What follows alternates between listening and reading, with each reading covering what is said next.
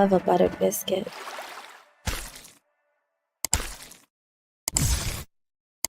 Dropped a grumpy, pardon the term, onto the bed. Good evening, everybody. I hope you're doing well. Hey, T-Rex. Good to see you. Good to see you. Hey. So, unfortunately, everybody, Jessica won't be joining us tonight. She's out at the bar doing Jello shots and spiking them with Benadryl. She'll give me updates later as the night goes on. But she's feeling, she's feeling frisky tonight. And she said, screw you, Shizzy. I want to go and have a night. And, Jello shot sounds really good. And spiking them with Benadryl is, she heard that it's one way of getting a little bit of action. So she's going to try it out, and she'll reach out later and let us know what's going on, and we'll know more. Finally, someone who gets it. Yeah, you know it. And Eris, good to see you. Good to see you. I know that you probably stepped away thinking I was going to be starting at 8:00 tonight, but like I said, talked with Jessica last night, and we sort of planned on doing at 8:00, and then she said, "Hey, I'm just needing a night. Benadryl, Jello shots at my local bar. Gonna spike them." And we'll find out more as the night goes on. It'll be fun. It'll be good. We don't want to push her too fast. That can lead to bad things. So we're sort of keeping an eye out, seeing how she's doing. She'll reach out to me later and let me know that if things are going good or not. Getting all my stuff set up, I decided to just go ahead and fire it up a little bit early and make it just, that much easier for us to, get into the Depp Heard stuff. And right now I'm pulling up all of the streaming stuff to make sure I have it going. And this way I could, sort of get all of the fine folks, and doggone it, I did it again. I do this every time. Let me see. We are going to pull this up and copy that. Close that. So that way I can get this put into Kick. There we go. So I've got Kick running. I've got all of these running. Awesome. That's beautiful. Pop that out and move that over there. And man, I really need another monitor. This is crazy. Good to see all of you fine folks tonight. It is Thursday, which is sort of like my Friday. But because I will be doing a stream tomorrow morning, maybe a little bit longer morning stream. Got a Friday morning that's going to just be awesome. We're going to have a good time tonight, because tonight we are with the Amber Heard. There may be some people showing up. I have thrown a few invites out there. Nothing spectacular, but we're gonna have a little bit of more of the Johnny Depp, trial tonight, as soon as I can pull all that crap up, because how I like to slack off on this kind of stuff. And of course, we are on. If you went by the days, it would be day 15. It's a pretty interesting one with this little chickie baby. She's got some serious issues here, and we'll just hide that for right now. Let me pull that up so that way I can get it all full screened and everything, and we can do what we need to. That is a pretty picture of Jimmy Page back there, isn't it? I see double neck SG. It's pretty awesome. But sorry to disappoint. If you were hoping to see Junior and Jessica, we will resume with Jessica when we resume. But word on the street is she's at her local bar. She's gotten all dialed up, and she is taking Jello shots, spiked with Benadryl. Last check, there was 3. She was 3 shots deep. you know, in the past 15 minutes. So she'll keep me up to date. She'll keep me up to date. But with that, we'll bring this up and just might as well get it started. Might as well get it started. Here we go. Get some volume on this bad boy.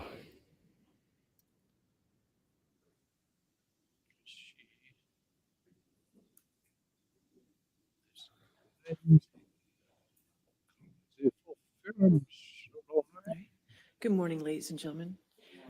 I just want to let you know that today we're going to go till 5:30. So I just want to let you know at the beginning of the day that we'll be going till 5. Oh, this is good to hear. Keep your fingers crossed. Crews clearing trees down the road. Trees burst when they froze. Looks like tree burst from an artillery strike right here. That's awesome, dude. That's awesome. I mean, it sucks, but that's awesome. I hope they get you some power really soon. Be safe. If you get some power tonight and you're wanting to a place to come hang out and bitch for a while, just let me know. I'll drop you an invite there. Yamaha. It'll be good. You'll be good. You'll be good, brother. 5:30. Okay. All right. Thank you.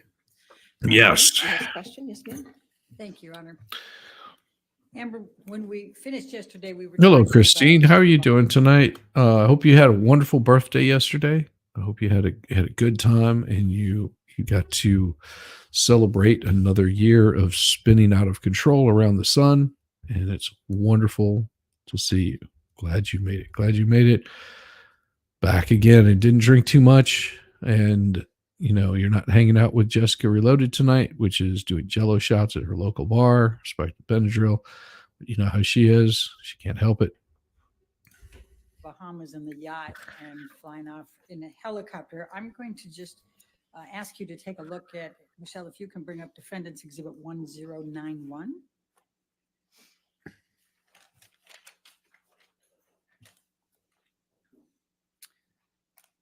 I think that's 1090.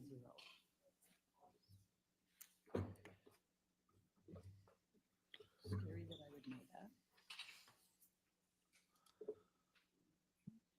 Nice. Yeah, just let me know. I'm happy to bring you on anytime and stop midstream. We hear the story and share pictures, all that kind of stuff. Be awesome. Looking forward to it. If not, we'll have to wait till Sunday. One of those two will happen. Do you recognize this picture? Yes, that's that a looks like picture of I my took of penis. And Johnny in around July 2013. Okay, and why did you take this picture? because she's a Because at psychotic the bitch. time, I was already sensitive. I'd been in a relationship with Johnny for over a year. Coming up on 2 years, and I had already noticed that there was this pattern of behavior changes with him We can speed this that up. would make my life significantly more complicated or peaceful, difficult, or wonderful, depending on what he was using. And I only could tell what he was using because I would have to look for clues. And, he would pass out and, get sick and lose control of himself. And then people would pick him up and clean him up and fix it. And he wouldn't either remember, or he would deny it, or he would accuse me of saying that this had happened when it didn't. And there was no one to back me up. There was just his employees and everyone who had been taking care of him, versus my word. And so I started to take pictures to say, look, this is happening. This is, I understood enough about. Damn it, what the hell happened? Understood enough about what? See, YouTube and your fuckery.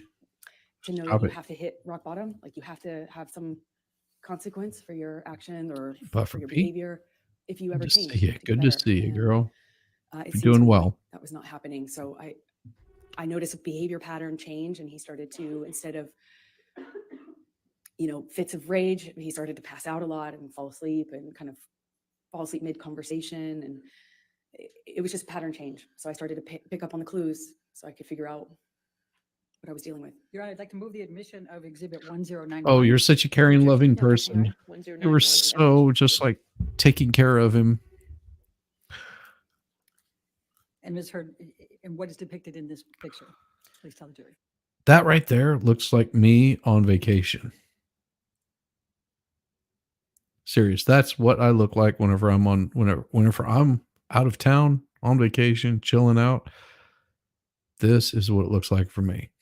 I just kick him back, find a place, got some sun, just time to relax. I've probably been at the beach all day. If I was in the Caribbean, this is what I would be doing. I would be exactly looks like he's relaxing. That's me right there, relaxing, chill. You could pick out 100 guys on a random day at the beach, and this is what it would look like.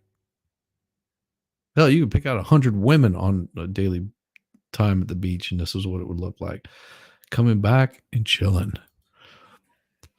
Johnny passed out on the island where we were vacationing. He had had a bit of a stint of sobriety right before this, and it started to change with his friend Paul Bettany. And yeah. Okay. Now I'm going to ask you, Michelle, can you bring up Defendant's Exhibit 1095? Talk about March 2013 yesterday, and I just wanted to bring this up quickly.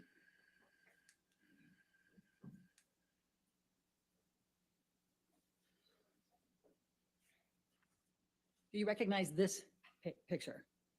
Yes, that was Before, taken. before you go further, did you take this picture? Yes, I did. Your Honor, I'd like to move the admission of Defendants 1095. No objection, Your Honor. 1095 in evidence and publish. Okay, thank you. Okay, now Amber, will you please tell the jury why you took this and when you took this?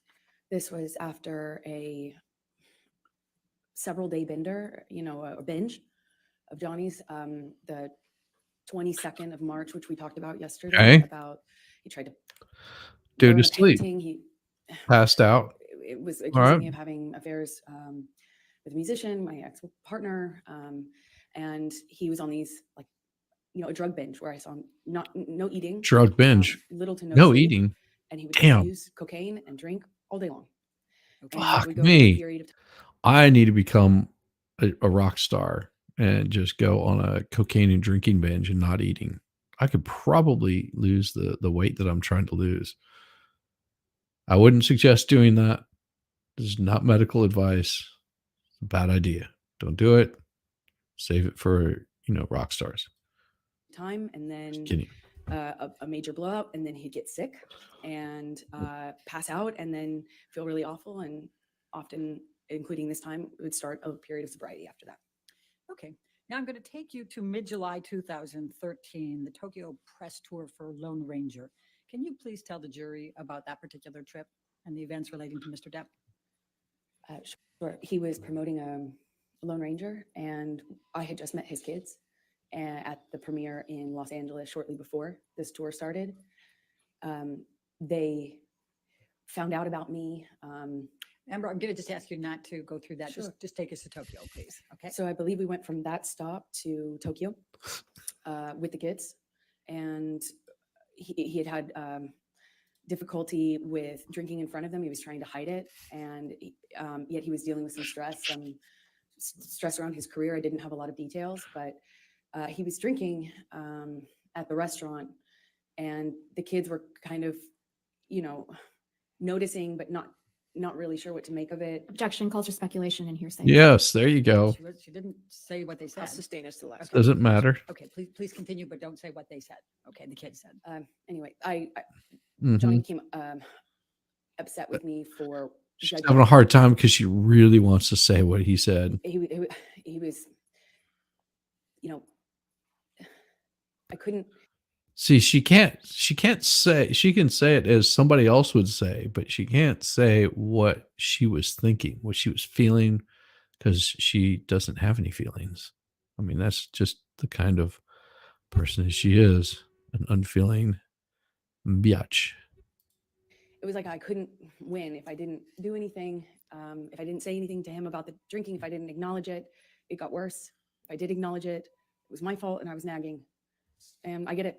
You know, I wouldn't like to be told what to do either. So, but it made him really angry. And the kids were on this press tour, and I was just concerned about them. I was concerned about them hearing us.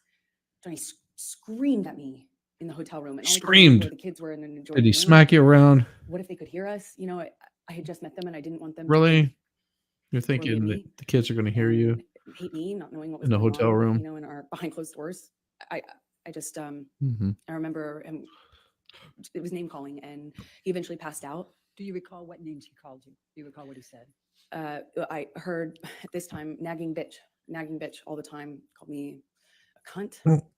Oh, He even said that he made a mistake with me, and then he didn't want that when we touched back down, he'd get rid of me, and I'd go back to You and King.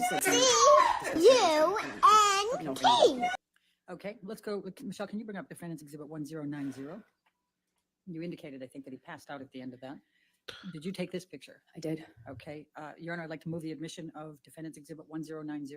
No objection, Your Honor. Thank you. 1090 in evidence. You publish. And where was Mr. Depp when you took this picture? He was passed out with his head in a table in the hotel room, in our hotel room, not the kids' hotel room. I'm looking, but it looks like he's. Yeah, it looks like he had a bottle of water there by his bedside table, and he had enough wherewithal to kick off his shoes, and looks like he's resting. I've been in that position before a few times. Just saying, it doesn't look unfamiliar to me. In Tokyo on that press tour. All right. Now I'm going to take you to August 2013. What, if any, discussions did you start having with Mr. Depp about moving in with him? Well, after this, I was getting close to his kids, and he had a stint of sobriety shortly after that, and it felt really good again. And shortly after that, he started suggesting that I let him rent my apartment for the vultures. That's what he called the press. And he said now that we were like a known couple, now that it was out in the press, that my apartment wasn't like safe effectively for me. And I had a modest apartment in Los Angeles. And so he started saying I needed to have security on me, or we'd rent out the neighboring houses because of the vultures. And it was a conversation. And then that conversation evolved into that I should move in with him. Always wanted me to go with his security guards, wanted me to have his credit card. Obviously I wouldn't accept that, but the conversation about moving in became obviously she wouldn't accept that. Hard to resist, because I was increasingly becoming a part of his life, and also loving his family, and feeling like more stability would mean more she would love to be. She'd love to be. Struggles with drug and alcohol use, and I thought I would minimize some of the jealousy and insecurity that he had. It was hard for me to justify working. Every audition, every meeting, every script I got was a negotiation. About Jack, I had to justify it like as if I was saying, "Hey, let's have an open relationship." It was, and I thought that would be minimized. If I could Diana. make him feel more secure. But if we live together, certainly there would be more security, right? And that was my reasoning. So you talked about still reading scripts and things. What, if anything, did you do differently in terms of pursuing your acting career? Well, I've always been really independent, and I've never imagined not working. I've worked from the earliest time I can imagine. I come from, parents who worked until they literally couldn't anymore. I don't mean shit. Never imagined myself having to explain my job or justify my job, but I did, and I see myself as independent. Sure. Strong-willed. Independent women. Had to there you go, girl. Every time I get a script, it would be, I thought you weren't taking another job. I'd always say, "Are you kidding me? That's crazy. I have to work. I support my family." When I moved out to LA, get a check for. Yeah, he was supporting her family. Would have been more than happy to do it. For me, send half to my family. You know, Uh-huh. I Sure. kept having to justify She was taking tending work to by half saying, to her "Well, I'm family. supporting my parents, you know, Well, I'm I'd love to supporting my pull up those sister, I'm bank supporting my records family, I and have to work." see that proof. And he would say, "You don't have to work, kid. Let me take care of you. Just You're not, doesn't have to forced. work." Yeah. And that sounds really sweet and really romantic in some way, but it became a real fight. You know, every time I got a script, it was what kind of, you know, how I was dressing, what kind of behavior I'd have, did I have a sex scene? And then I started saying, no, I won't take the sex scenes, or, you know, I'll take the part Oh, where we know that's don't bull. play, you know, that kind of character. Or then I started minimizing the kinds of kissing scenes that I had. And eventually I had to change the wardrobe that I could have in the movie. I couldn't, Oh, yeah, have sure. That couldn't was have a sex what scene, he but that said. all, you know, it didn't happen all at once, of course. It was little Oh, thing after little little thing after Oh, little after thing. And little thing. Oh, eventually he just I found berated her myself every step of the way. pushing Uh-huh. as many scripts off my desk as I could, picking the ones that had minimal makeup, dress as conservative as possible, finding ways to minimize the scenes I had where I had a romantic involvement of any kind. It was It was a just constant battle and stifling, negotiation. stifling her So let me take career. you back. Did you, as a result of your discussions with Mr. Depp about moving in, did there come a time that you did move in with him? Objection leading. Yep. Overruled. Thank you. Yes. Please, and let me ask you this. You've talked about penthouse, we've heard a little bit about penthouse appointments and suites. Could you just explain to the jury the different places that Mr. Depp had in Los Angeles and what they were called, just so we have some context here when we're going through all this? It's a little confusing, I imagine. He had about, I think, 4 or 5 mansions in this beautiful, like, you know, border of Beverly Hills and West Hollywood. And they were all in a cul-de-sac, and we called it Sweetser because that was the name of the street. And there 5 houses, I think 5 houses, it could be 4, all, you know, effectively he had the whole street. Then he had about 5 penthouses downtown on the same floor of the Eastern Columbia building, which you've heard about, the ECB. You know, And Sweetser was it just makes me want to play Johnny's Grand Theft Auto and kingdom. One of those houses was you like know, a whole house was his man cave. It was a just studio, and it was where he in Grand music, Theft hung Auto, out, just you know, run down and we spent movie some time in stars there. But and that was effectively Johnny's, all that stuff. you know, place. And then there was the downtown places, and they Come were out of effectively Misty empty, Beach. save for some furniture and one of Johnny's friends, Isaac, who you met, and he lived there at some point before Johnny and I eventually decided to move in together. Mhm. Let me just, Sure. I just want to make sure we're clear. Are we talking about the penthouses or are we talking about Sweetser? For where Isaac lived in the penthouses. Okay. The rest of them were pretty much empty. And my best friend, who I was very, very, very, very close to, went through a breakup, and he very kindly insisted on moving her into this penthouse. And of course, she said no for the first few times, but he insisted and said they were empty and he would love to have her move down there. And he very kindly moved my best friend downtown. Problem is, Rocky? yeah, Rocky Pennington. But the problem is it's like 30, 45 minutes from West Hollywood, where my place was, which we call Orange at the time. Okay. So when did you move in? At all these secret places. Shortly after Orange and he Sweetser moved and Rocky, my best friend, into the penthouses and penthouse. So she was in one of these empty-ish apartments, and somewhere around that time, I think it took me some time actually, but after that, I eventually agreed to move in with him and give up my place, although that made me pretty nervous, to be honest. But we were in this relationship that was very serious, and we were constantly traveling. Also, as another part of it is we were in LA for a matter of days or weeks. I'd go do a job, he'd go do a job. I'd come back for a photo shoot or a red carpet, go on a location. he's go abusing you. visit him on Don't a location. warn your It friend was not to live there. incredible amount Yeah. of travel movement.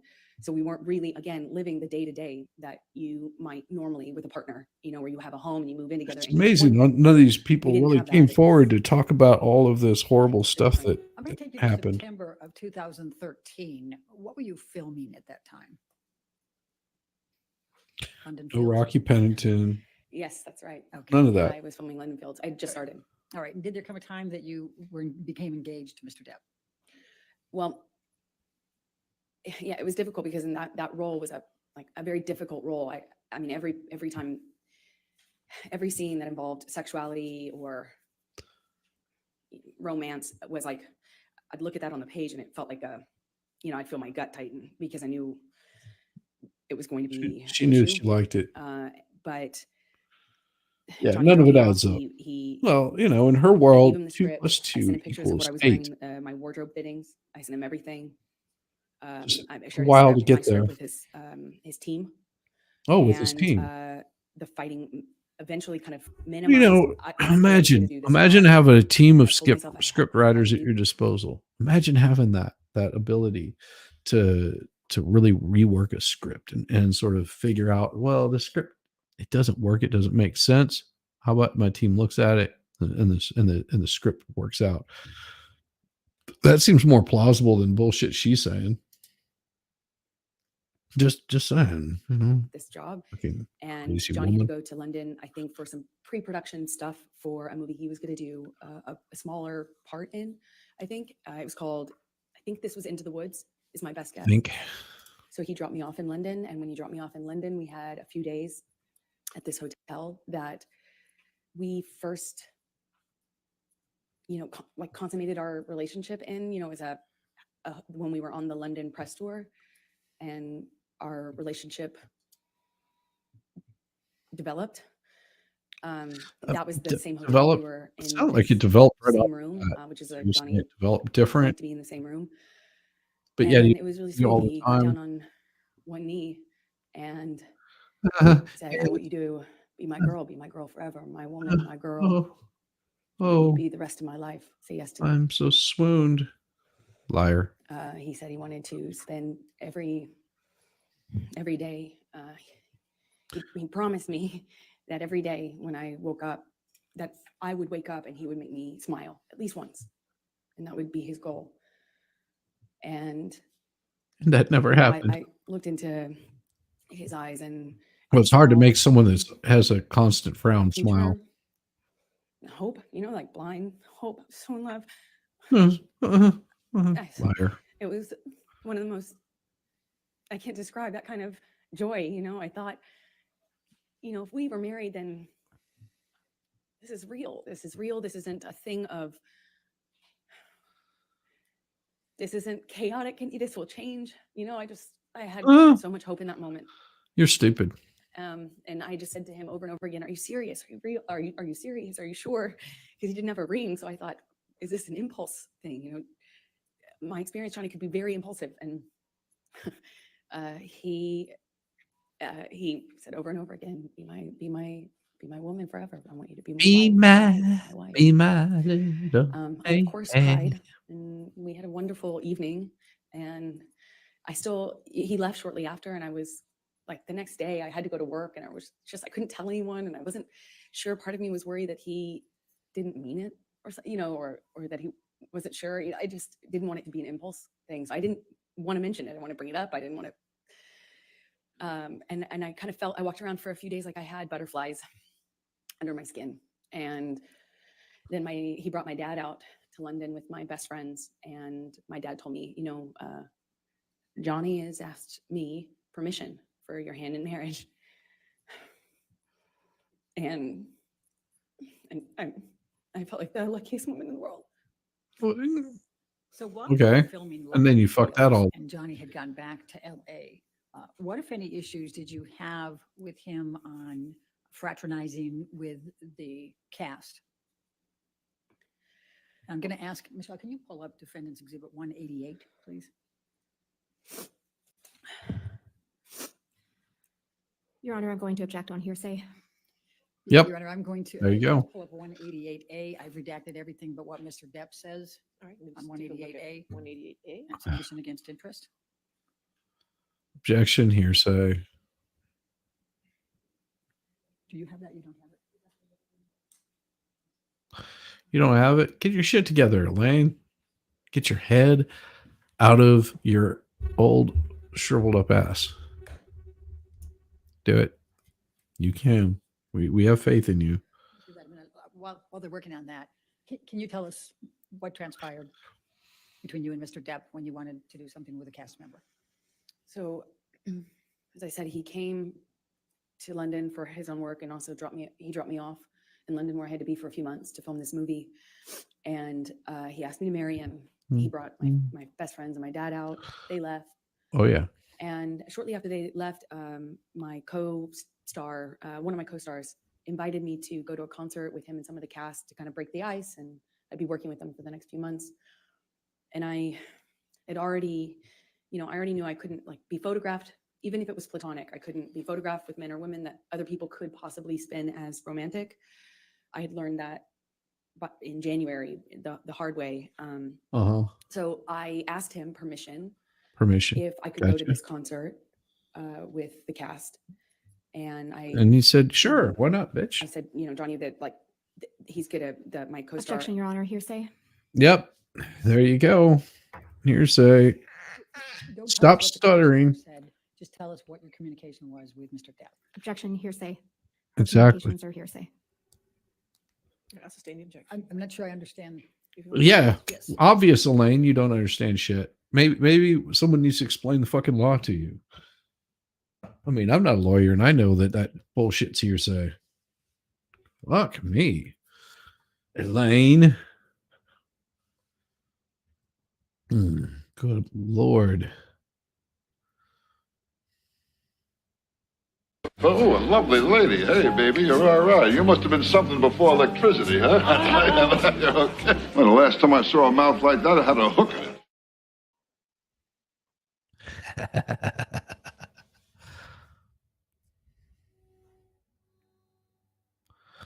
Come on.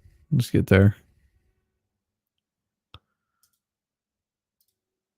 What happened? Looks like it's frozen. I don't think it is. I mean, the clock is still ticking. She just looks frozen. So weird. I think there was a lot of this kind of stuff that happened. It's not. It's not me. It's them.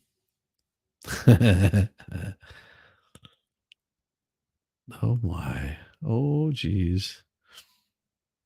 Oh, why can't I smack you around like the dirty whore you are? That's them. It'll come back here in a second. And we'll just fast forward a little bit. There we go. There we go. There we go.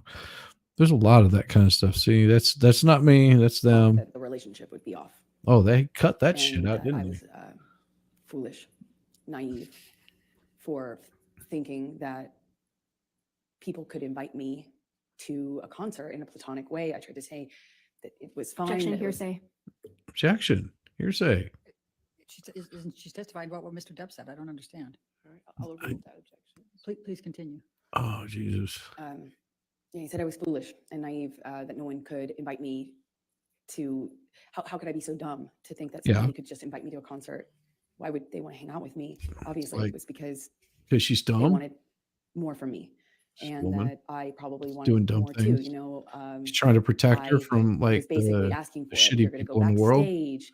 What are you going to say to the band? And then I know how this plays out. And who's the other girl going to be there? And how Yeah. could you be so stupid? How could you be so foolish? You're more naive. You should be 'Cause smarter. she than is. this." She's foolish. She's stupid. And I She's childish. She's immature. apologized. Old man has I been stayed- around the I mean, block a that time whole or evening, two. I think for a few hours I spent on the phone with him, texting, calling, or talking, hanging up. He'd hang up on me, be upset, and then send me cryptic messages about my foolishness. And I'm already doing a movie where I play this character when where I was empowered. Like, I read the script and I thought this character was empowered sexually, and by the time I got Johnny's feedback on it, I had been convinced that Actually, it was that, being a slut doesn't mean you're empowered.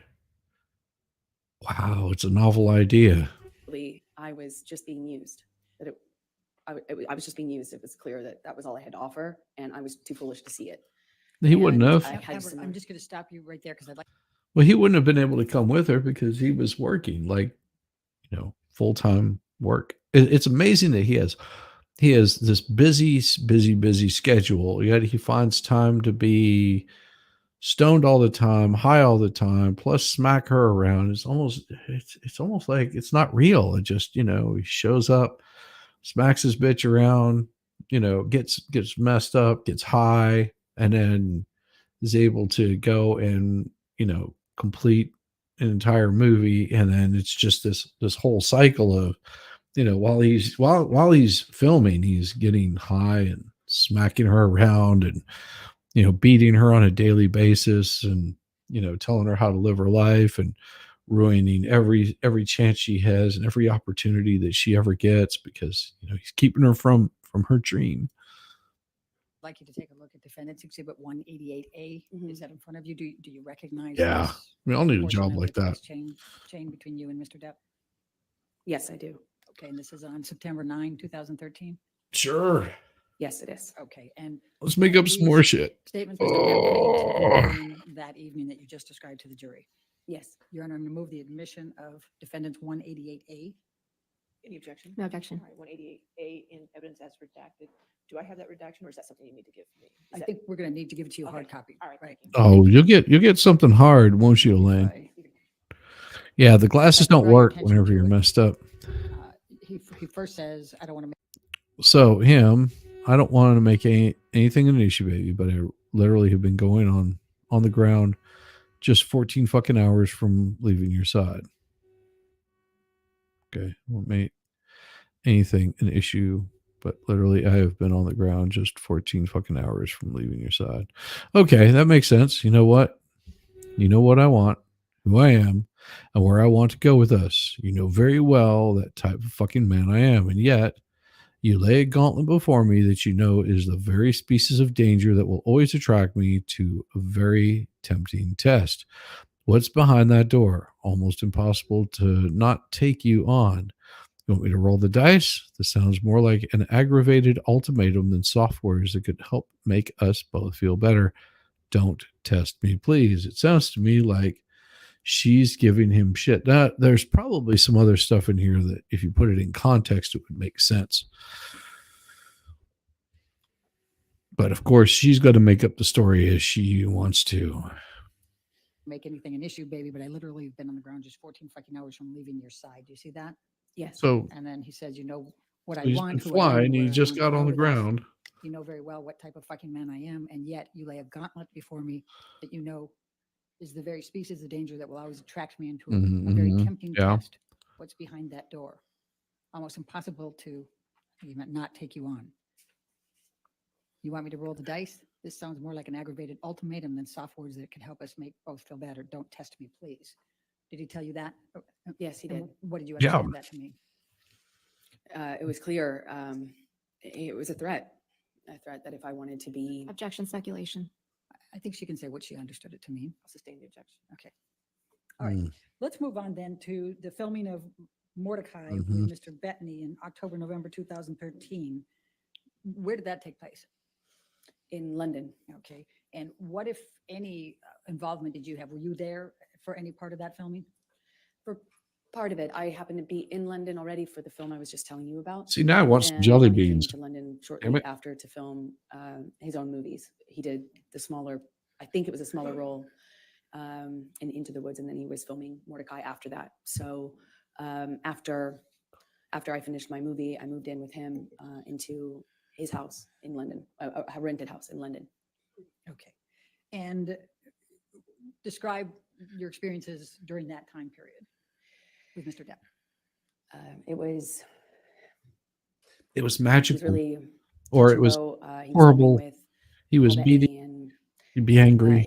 He'd show there up. were days when So it's all these beautiful words he wouldn't come home, with a little or they substance. couldn't get him up out of on set. He'd be asleep in his trailer, sleeping whatever he'd done the night before off. I remember he missed a few days of work that way. It struck me because in my experience in our job, you don't miss work. It doesn't matter how sick you are. You go. It's millions of dollars every single day they're filming, and I had not experienced someone who could effectively just control the set like that. To that extent. She kind of And looks like a witch. She one must day he be didn't come home. drowned to see if she floats. I don't and know. I I mean- was worried sick. I found out that he was. Do in you a put the hotel room with paper all back these Objection, over hearsay. or under? We'll- Exactly. It's all bringing him home. They hearsay. had to carry him home. Objection, hearsay. Did you see them? I carry watched him? it. Okay. Go ahead. Okay, please continue. I watched. Actually, I was shocked that he could do it. One of the security guards carried Johnny like a baby into the house, and I looked at that, and his Oh, boots were maybe he's hanging fucking over exhausted. security guard's arm, who had to negotiate getting through the doorway carrying Johnny like this. And I watched this, his assistants and the other security guards shaking their head, just shaking their head, acknowledging this is how bad it is. And I remember thinking, this has got to be it. Like, this has got to change. This is it. Mm-hmm. And he was understandably very, very sick for at least 2 days, is my recollection. And in that 2 days, I had a lot Maybe of he had the conversations with his flu. team. I won't say what they were, but I felt at that juncture very encouraged that everybody and myself were on the same page. And I felt encouraged that we were in a new chapter, that Johnny had finally hit rock bottom, and finally he felt like Hit rock bottom. changing for He's a good. multimillionaire. He ain't hit rock I felt bottom really, yet. supported by these conversations I was having with people that he was close to, that he trusted. November 2013, did you have any contact with Lily Rose that led to any discussions with Mr. Depp? Objection leading. What, if any, Objection. communications did you have with Lily Objection Rose in leading. 2013? Objection calls hearsay leading. I'm asking Yep. what her connection was. I didn't ask what she I'm gonna said. sustain the objection. Doesn't matter. Okay. November 2013. Can't do that, What, if Wayne. any, interaction did you have with Lily Rose without saying anything she said? Objection hearsay. It's interaction, Your Honor. I'm not asking for what she said. If you can lay a foundation out. Okay. Did there come a time in November 2013 that you saw Lily Rose? At this Yes, she came point, to stay with us for some Camille time knows in that she's the getting to winter, yeah, Elaine. around November, I believe, 2013. When you said they, who are you referring to? Johnny's kids, Jack and Lily Rose. All right. And was there a particular incident that led to wonder how Lily Rose feels about being lied disagreement about. with Mr. Depp? I really do. I wonder. Sustain. What, if any, interaction did you have with Lily Rose that led to an argument Objection. with Mr. Depp? Leading. Objection leading. That, what, if any? What if any is not a fucking be all, you dumb twat? Jesus Christ. This is the thing that Elaine didn't quite understand. Like, what if it's not this be all catch all bullshit that you think it means? Did you have an argument with Mr. Depp relating to Lily Rose in November 2013? Yes. Can you please describe that? There you go. Now you asked the fucking right kind of question. I was, these kids were, I found them to be these beautiful, wildly intelligent little weirdos in the best way. They probably did not fucking like you I was whatsoever. falling in love with them. And, they were in my life. So tell me, at that why time, didn't for you a have long any time, but kids, I Amber? loved it, and I started to Is feel there a very reason why? protective, and Was it you didn't want to destroy your Johnny's body at pride that meant he time? was there, and then he wasn't.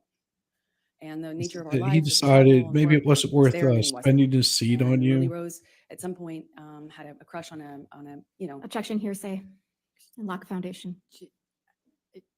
I'll overrule. Thank you. Please continue. this argument happened because Johnny was, I didn't agree that this gentleman, it was a famous musician, over the age of 18, spent the night at the house, and I felt protective over Lily Rose and concerned. And naturally, they were not my children. It's not my place. And I understand that. I know it's a sensitive subject, so I understand why Johnny got so upset with me. But that and the introduction of the weed with his daughter, she was so young, I just felt protective. Again, it's not my place. I understand that. And I made him really angry by weighing in on that. Yeah. Did there come a time that there was a family engagement gathering? Well, we celebrated Thanksgiving out in London. The kids were there.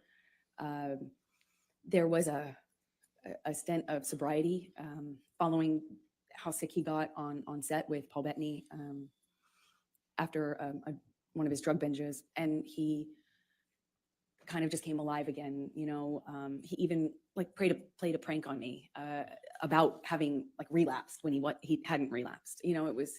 I started to kind of feel that with the kids being around. I did think that maybe this was it. We were on a good path. meaning so to sobriety, that this was it, and our life was peaceful for a minute. You know, it went back to being wonderful. There were these moments that just felt so wonderful. Objection, Your Honor, non-responsive. All right. I'll just sustain the Yeah, objection. like get to your fucking point. To the engagement. There was a So engagement, wonderful, correct? so peaceful, so then wonderful, come so Christmas, horrible, so rotten. of 2013, Johnny had rented this beautiful mansion in Malibu on the beach. It was gorgeous. And See, why does he it have brought to? my family out? It's, and you know his what? family I figured it out. I obviously. figured it out. What annoys me the most about Amber? It's her descriptors. Instead of just saying he rented a mansion on a beach, and this blah blah blah blah, like to the point, it's all the descriptors that she has to throw in there.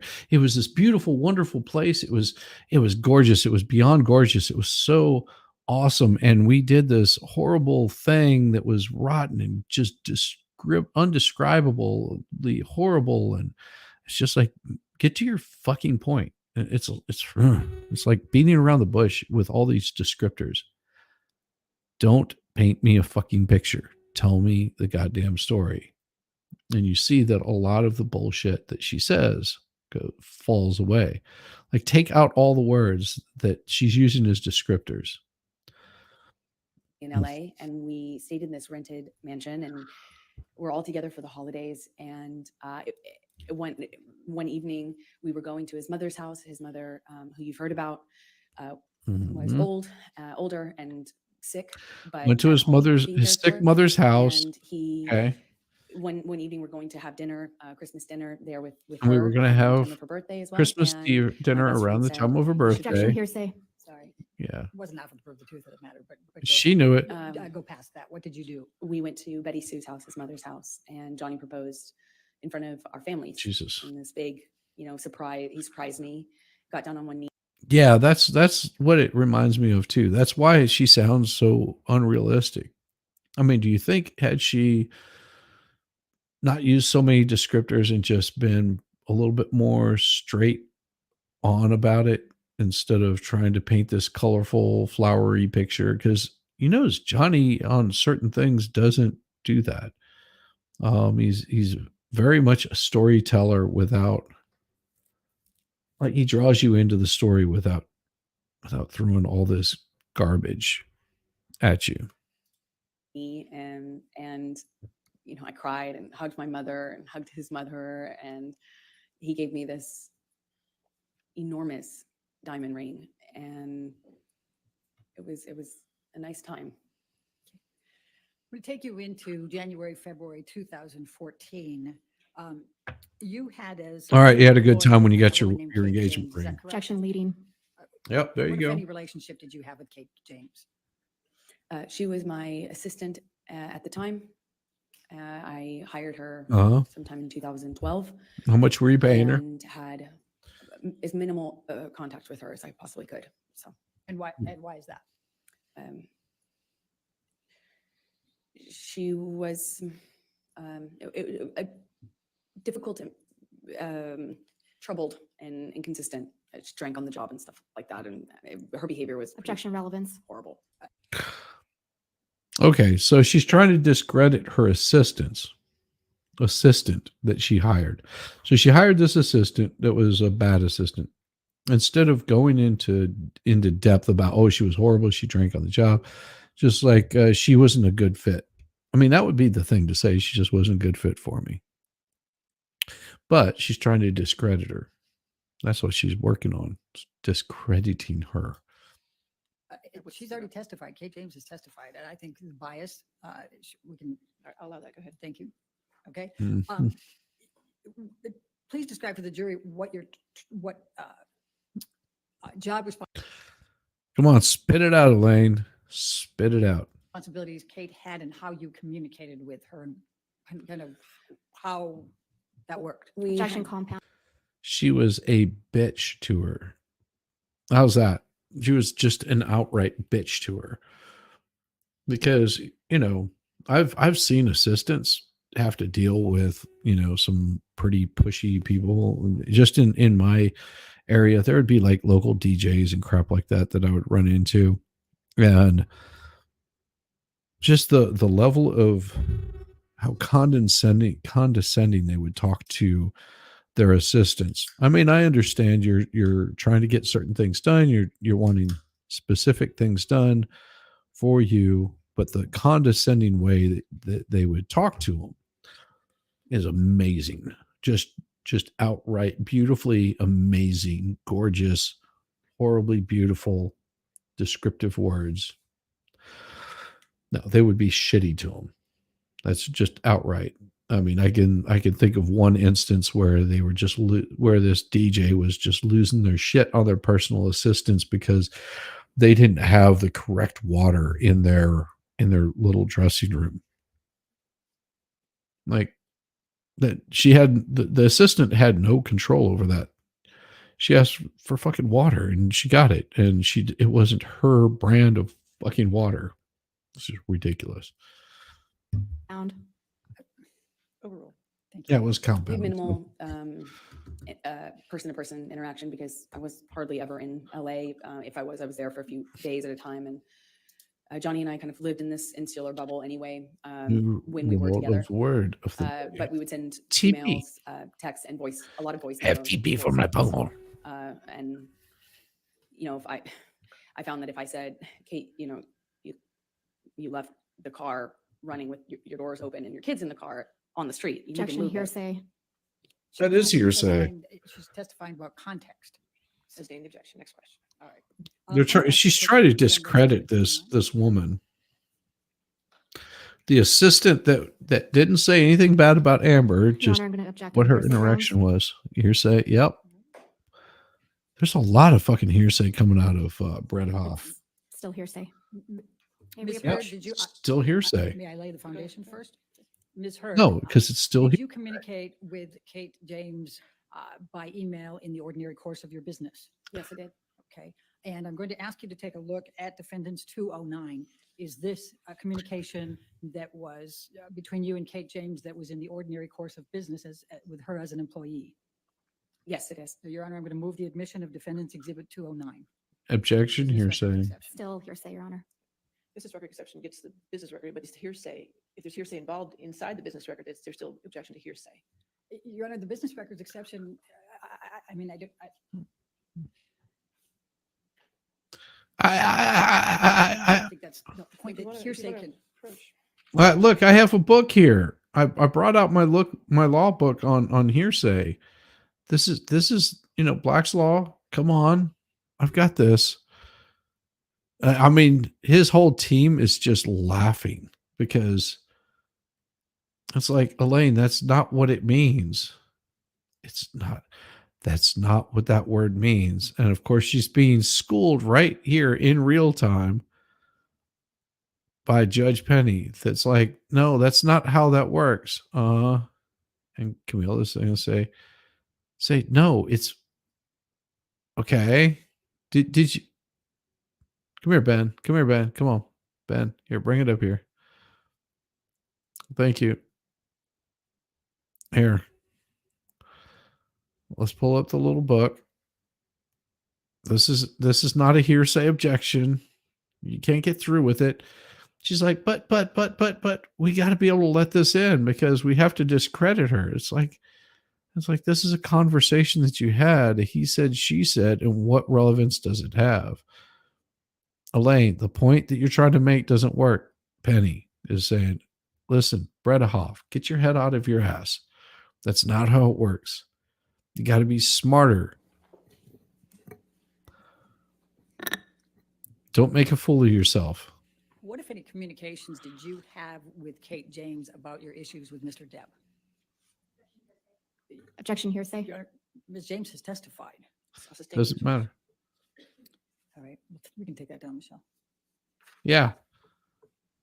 You're not going to win on In this, February, Brett I'm gonna Hoff. jump to February, March 2016. What, if any, communications did you have with Mr. Depp about a prenup?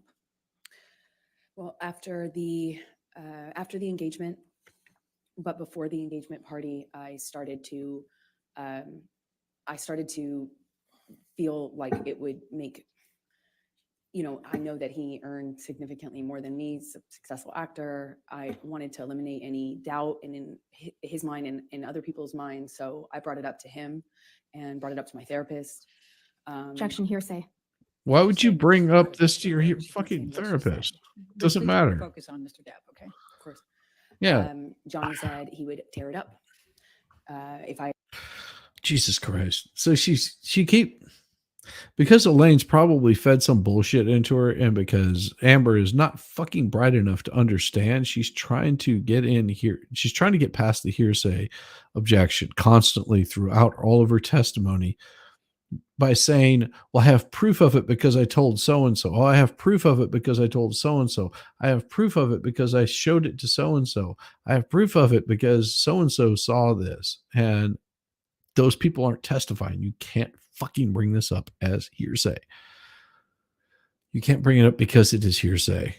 Jesus Christ. And Elaine is so fucking stupid that they could have probably settled this shit pretty straightforward by her coming out and redacting everything that she said about Johnny Depp. But she'll never do that. We know, according to court documents, according to what was written in the law, everything that she said was absolute bullshit. Every lie that she told was absolute bullshit. They found that she defamed him. That this was all garbage. Because she could have at any point in time after their divorce filed or pressed charges on him for assault. Never did. he said, if you ever brought one up to me, or if I ever saw one, got my hands on it, I'd tear it up. Only way out of this is death. Only way out of this is death. And I thought it would, like,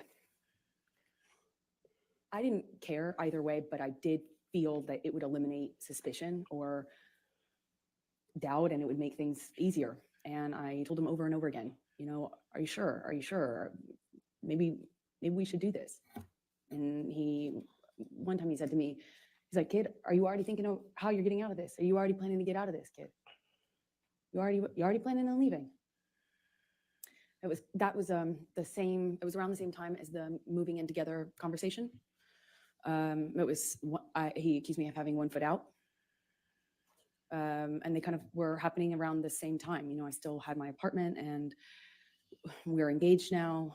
He was asking me to redecorate Sweetser, his main house, and kind of move into the EC. Trying to give you something to fucking do besides, being a slut on screen. While the decorations and the remodeling had been done on Sweetser. And so these conversations were kind of happening about how to build our future together and how we were going to move forward together. And here's the thing. He's probably thinking, well, maybe she wants to start nesting. Maybe she wants to, like, make a place just her own. I want her to feel welcome in my world. And, my world is pretty rough and, stressful, and she's coming in and, she treats me like a king. She's got all of these wonderful skills, and we're going to make a life together. And it's going to be wonderful. We'll probably do some movies together. And, this is going to be, our time together, where, she makes me feel good. But apparently that was not the case. I would have forgotten about the extent that we had those conversations early on in the engagement if it hadn't have been for my therapist's notes. I'm sorry, if it hadn't been for your what? If it hadn't been for my therapist's notes, which were taken. Oh, Jesus Christ. See, she's trying to find a way to get her therapist notes into this, because her therapist notes, I'm sure, will be, yeah, he abused me, he was horrible, he was rotten. If we can get those therapist notes in, because these therapist notes are so important, that doesn't matter. Therapist is writing down what you're telling them. Does not mean that it is a fact.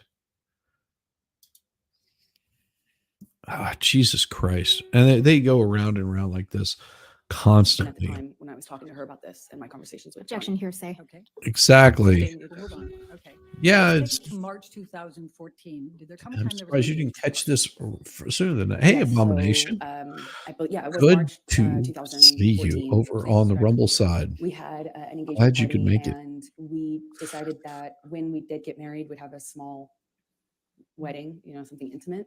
A small wedding like her small VJJ. Make sure you hit the like button. Make sure that you're subscribed. Make sure that you've gone over and give a little bit of the thumbs up over to Jessica Reloaded. Give her a little bit of love too. I know she's not streaming this tonight. That is because she is off doing Jello shots of Benadryl, and it looks like she's quite a few in at this point in time. I mean, she is feeling no pain, or maybe her legs. I don't know. It's hard to read her text. It doesn't make a whole lot of sense, but it's okay. It's okay. She'll be just fine. She'll be just fine. We'll keep up to date with Jessica and how she's doing, but it looks like she hasn't gotten anybody back to her place yet. So everybody is safe. Be careful out there. But our lives were kind of big. His life was extremely big, and we needed to incorporate. We wanted to have a bigger engagement party than a wedding, and kind of get our guests in, our family, our friends, and have a big event of it, as opposed to making the wedding something that was big. And so we kind of put it on the engagement party and had a bunch of people, a lot of friends, business acquaintances, a lot of family. I had all of my family friends and my childhood friends come out for it, and I even invited my therapist. It was, a big event. Big. And describe what took place at the engagement party. Well, we walk in together and we took some pictures and said a few hellos, and then Johnny disappeared upstairs in, I guess it's like a coat room or. Is her thing supposed to look like that? It looks like she didn't have a jacket, so she hastily cut up some leftover black linen and threw it on. Yeah, whatever that cloth is. I mean, no, it's supposed to look like that because she's trying to give that oh, I've been. Yeah, it looks like she's taking a dump again. So weird. So weird. Looks like she is just squeezing one out.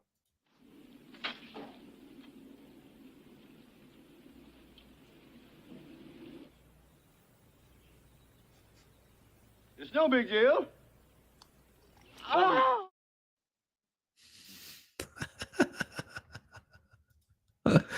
Yeah. No. She's she's supposed to look like that. Yeah, exactly. Baby Ruth. Something was in a big abandoned building that was rented out for events, and he had disappeared upstairs almost the entire party, I would say. It was kind of came down at the end when we were leaving, and came down once because he was at the time sharing drugs with my dad. Objection. Speculation. Lack of foundation. How do you know that he was sharing drugs with your dad? I could go for a clubhouse pool log right about now. Oh man.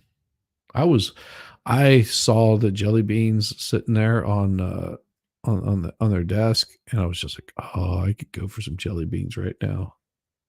That'd be so good. Jelly beans.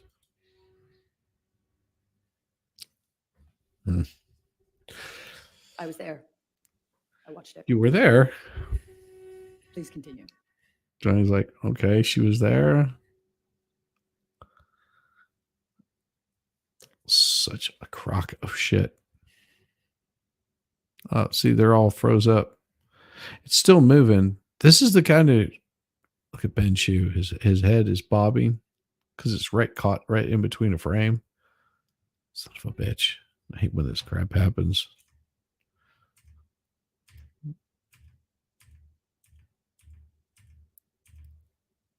Yep, they're having issues here.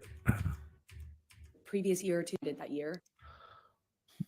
It's kind of a thing, and we were invited that year, and I had already gone for the previous year or two, and this year we were going to go together. And at some point in the evening, we're sitting across the table, and Johnny starts asking me about this woman. He thought I was looking at this woman in a sexual way, and I kind of She turned it probably around on him and was. said that exactly Objection hearsay. Good objection. It's Hearsay. context. Exactly. Fucking It's context. Jesus Christ. Just say what Mr. Depp said then. I guess you can't tell us what you said. All right. uh, Yeah. You guess. You he don't was accusing know. me of flirting, Jesus, Elaine. and that's how the argument started. I don't recall what other accusations I was fielding at that moment, but typically in Sure. my experience with him, it wasn't just one. Last some more. So you'd make a point and then he would go on to a different accusation.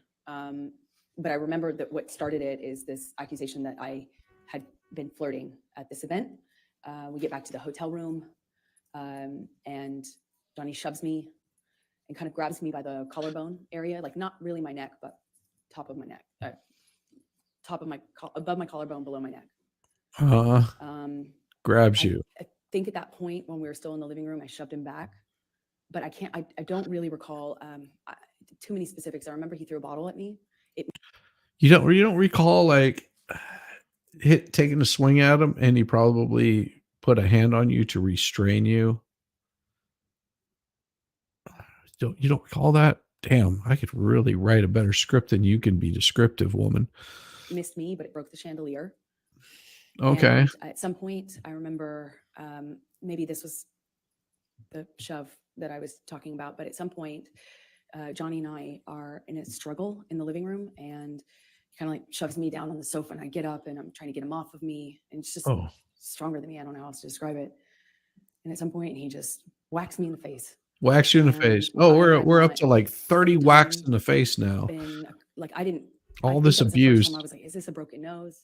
Is this At the time, I broken was unsure nose? what that Does, feeling was. does her nose look broken? But I suspected I had a broken nose.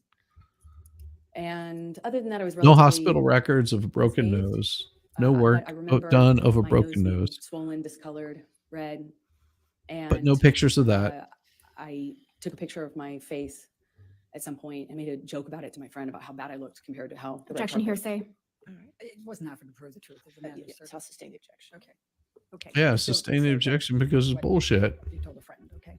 Okay. Let's take you to Because your friend's got to get up there and testify. the Adderall Diaries. That is what she When saw. did you start filming But- the Adderall Diaries? Her nose was not broken.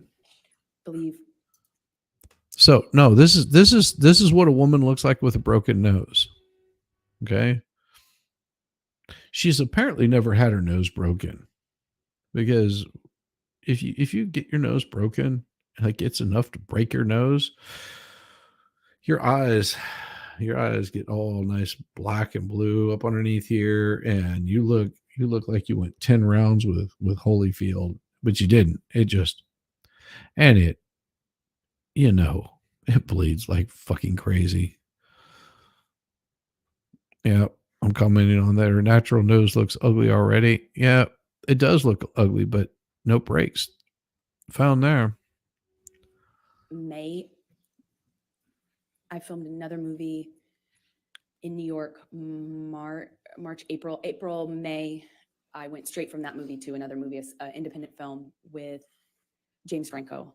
The one I had previously shot was with Christopher Walken. That's right. Okay, so Dude, went she had from one sex to the with. other, and saw Johnny in these, in between. Like if I got a long weekend, or I'd fly home to be with him and then fly back. It was kind Hey, of she like was that. screwing around on him. Where were you filming those? In New York. Okay. And where was Mr. Depp at that time? Johnny I mean, if I was was in doing LA at the I would've time, and did it. then eventually went on location for his movie Black Mass in Boston. So you were in New York and Mr. Depp was in Boston? That's Good to see you, Eventually, KLI. by May 2014. See you, KLI. In case you're wondering, Jessica's out at a bar right now. She's doing spiked Jello shots that have Benadryl in them. She's feeling no pain right now, and that's why she couldn't join us. She just needed a night to unwind. And well, it looks like she's in an Uber, and she's thrown up in the back seat of an Uber. It's okay. It's her Uber. She's driving. She's good to go. Says she'll be home shortly. She only has about 45-minute drive home. So, thoughts and prayers. She'll be just fine. She's messed up the back seat in the Uber, but it's okay. It's okay. She'll be just fine. Well, bless her ugly little heart. That's right. Bless her ugly little heart. Well, and see, all of it makes me really suspicious whenever I see what goes to the back seat if you can't fill it with vomit. Right. Exactly. Especially if it's your own back seat.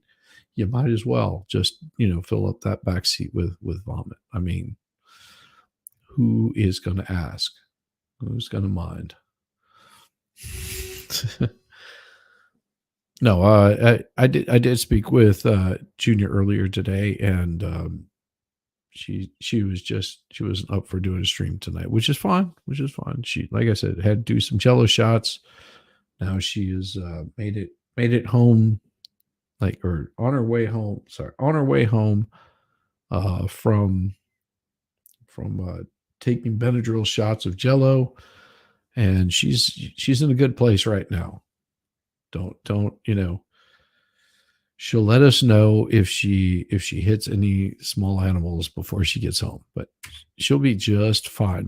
Don't you worry about her. Don't you worry about her. Of course, there's more objections because trying to get hearsay in. Tell the jury what Mr. Depp said. He was mad at me for taking the job with James Franco. He hated James Franco, and was Well, I wonder why you were already sucking his accusing dick. me of kind of secretly having a thing with him in my past since we had done Pineapple Express together. It's not New York. We had just a ton of snow So earlier. we're going to Yeah, take no, you to she's the got Boston some nice plane, weather. Nice incident. weather. We've heard about that earlier, May 24. She's doing good. Can you please describe for the jury what took place on May 24 relating to the plane incident? Yeah, you Well, suck a big donkey dong. I had spoken to Johnny. He's in Boston. I'm in New York, and I spoke to him. Would not want to get He had already stuck in been that upset with me cauldron and and vomit in your seat. accused Oh, me come on.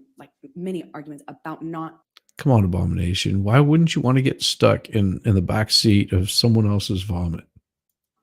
Jeez. telling him about scenes that I had. If I had You're not a kissing living. scene, any sort of romantic scene, Especially and from I jello wasn't shots. explicit Come on. about what I was going to do, then I was accused of having withheld information and hiding it from him.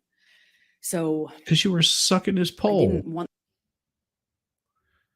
Jeez. the fight. Of course, I didn't want the argument, but I had to kind of eggshell tiptoe around how to tell him when I had any sort of scene like that. And I did tell him in this occasion. Objection, hearsay. Get rid of Okay, those. we need to stay with what Mr. Depp said, okay? Okay, Yeah, That's so all. he was upset with me, but he didn't sound coherent so much on the phone. He was yelling at me about how could you tell me this? How could you tell me this when I'm filming, when I have this scene that I'm doing? How could you tell me this when I'm working? Obviously, couldn't tell me any other time because we were both filming, and I told him as soon as it was Oh, relevant. jeez. But he kept saying, "How could you tell me this? How could you just tell me this?" Because you're a wo- And it was like I had told him I was having an affair or something. He was that angry at me. But he kind of started to sound less connected to reality as these arguments would happen on the phone. This is in one day. like the eventually, reality you're trying to tell hangs us. up on that me We're in supposed the to conversation, believe that we don't believe a screaming single at fucking me. word you're saying. I Damn. talked to his assistants. I won't say what they said, but I had conversations and felt encouraged that I could continue on with the plan, which was for me to So Abomination over on the Rumble side says he's in a blizzard. Well, not a blizzard, but a few inches in a couple of hours. That's quite impressive. I was in Baltimore. Was it Baltimore? Yeah, at the Coast Guard base there in Baltimore, and we had because the Chesapeake is on a freshwater area.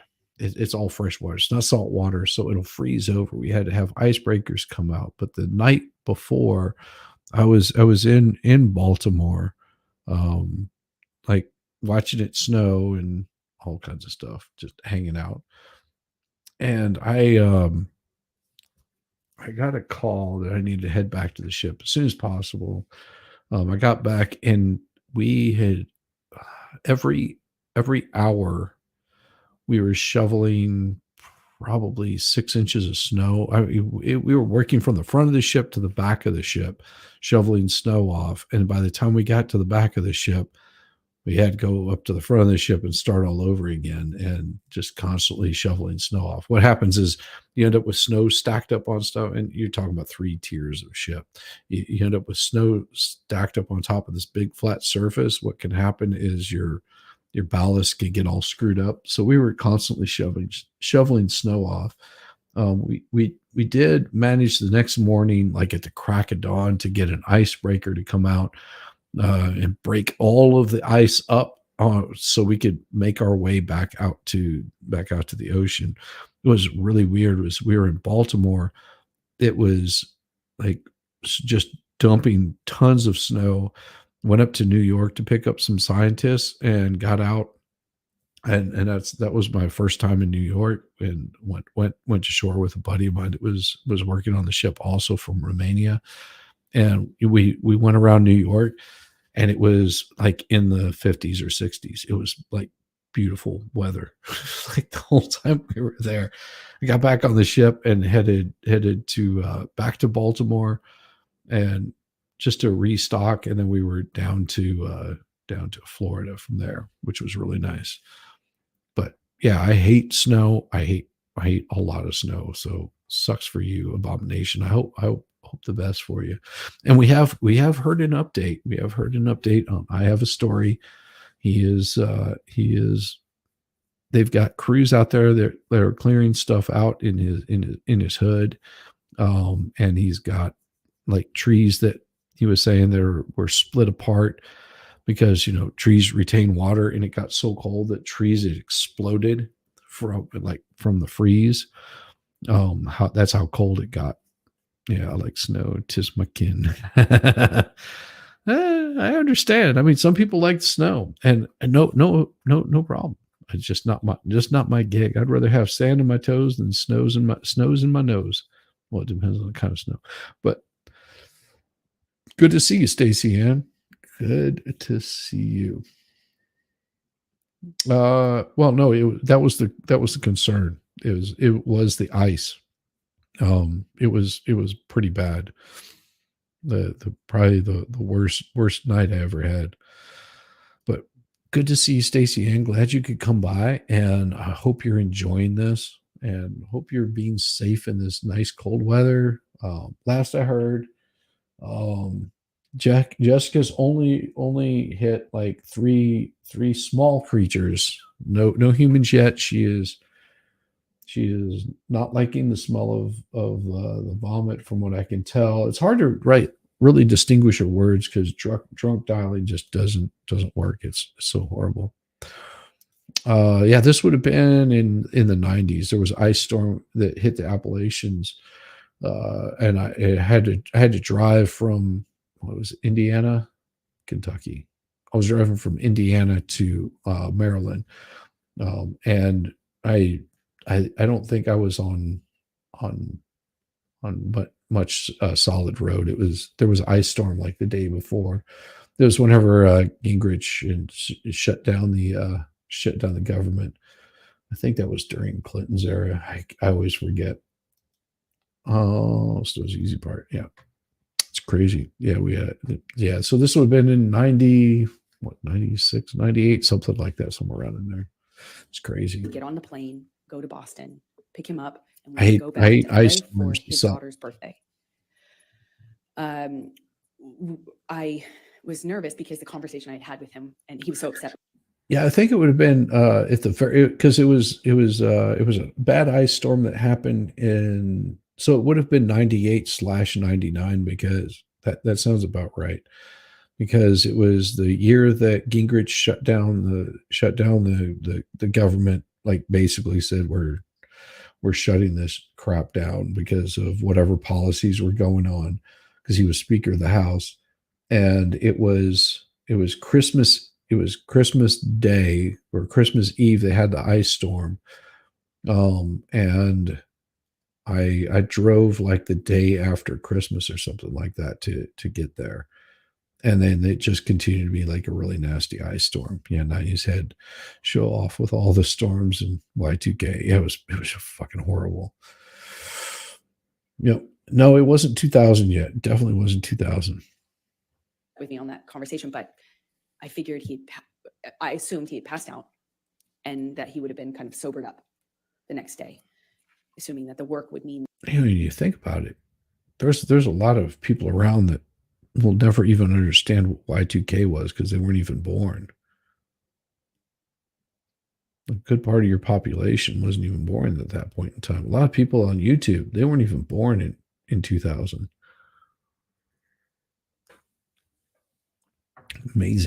Amazing. That he felt pressure to kind of pull it together. And I get on the plane. He sent the plane, so I assumed he's not that mad at me. He's over it. We're moving on. He's sobered up. There had been a lot of talk about a sober plan, like a full detox, a full recovery, a doctor, a whole plan. You know, there were talks of that following what had happened in London. So I was feeling like, okay, well, maybe we're here. And I get on the plane. Yeah. It touches down and Trust me, I know. the SUV pulls up and it sits on the tarmac for a very long time. Holy cow. Good to see you, Flatty. Glad you could make it in. It's wonderful seeing you. It really is. He knows I'm on the plane waiting for him. So I kind of started to anticipate that things weren't as I hoped, meaning that he was sober and had slept it off. And I'm sitting on the plane for a very long time waiting for him. And he finally opens the door and I see him get out of the SUV and I can guess by how he's moving, how he's walking. I didn't realize at the time I had already become really sensitive to these little changes because my life changed depending on what he was on. And he gets on the plane and I just knew in every cell of my body something was wrong. And we got one happening. I'll have to pull that up and see if we got one. Hey, Danielle, I'll try. Okay, that's very cool. So let's see what we got going on. Do you have any live police chases? No, we don't have any live police chases. No, there's no live police chases going on in California right now. I will know. She'll send me a message whenever she gets home. She said she was 45 minutes away from home. That was like 10 minutes ago. So she'll be just fine. Well, we'll check in. If we see a police chase, we will pull it up, and we'll interrupt this program for some good police chases because those are fun to watch. he comes straight up to me, doesn't say anything to me, but is looking at me. He's got these glasses on and he takes them off in this kind of aggressive manner and sits down across from me, not in the usual spot. Oh, we kind of have our places. Trying to picture this. Takes those glasses off in an aggressive manner. Is that aggressive enough? Or maybe he was just like taking off his glasses and just like, why are you being such a twat? No. Last chase was like 20 hours ago. I know. I missed it. It was, yeah. Last police chase was a while ago. On his plane, where you get used to sitting. And see, I actually was a good boy and went to sleep at a decent time last night. So we do keep an eye on it. We do keep an eye on it. Pogs and Tamagotchis. Yeah, kids today have no idea what the craze was back in the day. We flipped his glasses off and they hit her in the nose and broke it. Yeah, that's about right. So Abomination over the Rubble says, yeah, flicked his glasses off. They hit her nose and broke it. And he was aggressive and he was mean. He was so violent. Like everything she says is it just becomes unbelievable at this point. Like, dude's constantly like smacking you around, throwing you downstairs and choking you out and like, stabulating you with Maker's Mark bottles. And it gets to the point where it's like, I just can't believe a single fucking word you're saying. I mean, some of it I can understand, like, yeah, sure. Okay. I can believe that, he was shitty to you. I can believe that. Does it rise to the level of like the things that she describes? I remember I got up and moved to accommodate him getting by so he could sit in the normal seat as per usual. He didn't. He sat across from me. At some point, and I don't really remember the exact sequence of it, we take off and at some point he's asking me what's wrong with me. What do I have? Do I have something to tell him? Do I have something to tell him? You want to talk to me about your day yesterday? And then it gets Well, maybe this was about the time that he found out that she was snuggling up to James Franco on a fucking elevator in her own place, their own little abode, like bringing another man into their bed. And she thinks, no, it's okay. And he's like, there's something you want to tell me? You sure there's not something you want to tell me that's been going on here?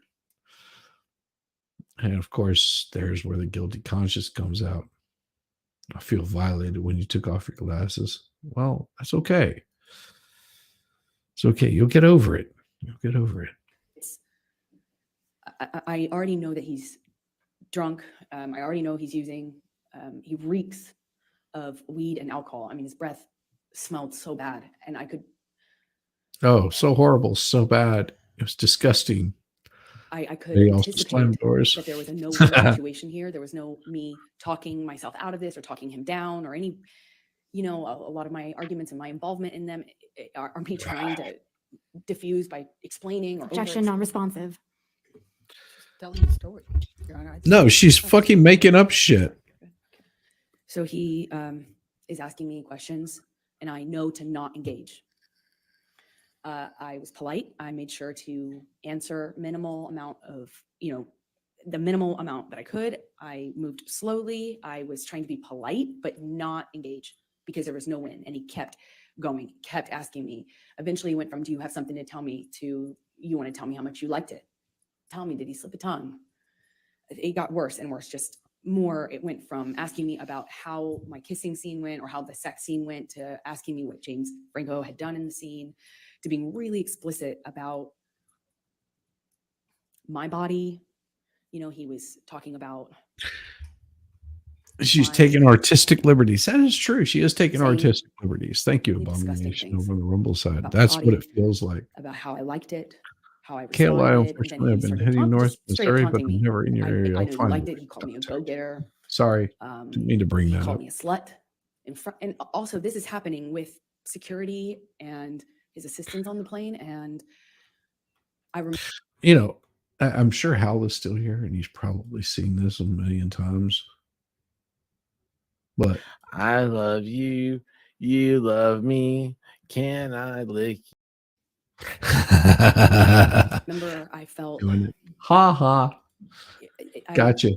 I struggle to be able to tell you how embarrassed I was because he was speaking to me in front of people in this way, asking me if I liked it and if I was wet, and why I wasn't looking at him, and that was proof I wasn't looking at him. That was proof that I was asking for. Did I ask James to do this and this to me? And how about if he does those things to me? No, but she did do those things with James Franco in their bed together. Just saying. Yeah. They were married at the time, and she doesn't expect him to talk explicitly about her body. Insert sexually explicit descriptions of what he accused me of wanting or deserving. And I, at some point in this, get up and move to the front of the plane. And I remember getting up so slowly. I didn't want to aggravate him. I didn't want to give him any excuse to pounce on. I didn't want to upset him. I didn't want him to flip a switch and get worse. I just remember very slow movements, and I slowly get up and move to the front of Like the a plane. and he tiger starts in the throwing things at jungle. me. Ice cubes, Ice cubes. Utensils. He's calling me a go-getter and then an embarrassment, talking about what an embarrassment I am. She is. I She's don't an know how many embarrassment times I to the moved since field I of was rated. acting. I remember moving more than once, and Johnny came to me each time, not the other way around. He sits down in front of me at one point, and because I'm not answering him, I was looking out of the window, and he slaps my face. Oh, again. And his friend, We're up to like 30 or 40 slaps a day. I mean, Jesus Christ. Divorce rate in Hollywood is something like 749%. It's not hard to see why. Yeah, because because you got fucking everybody's trying to grift off of one another. It's like, what happened to good old just fucking and moving on? Really.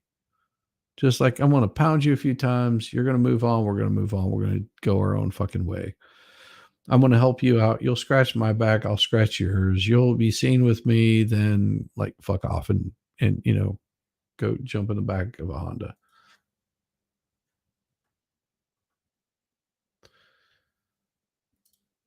Hey, bro, Danielle said you were in And Texas. Yeah, He's in our proximity. Antonio also, so I'll take you And best part.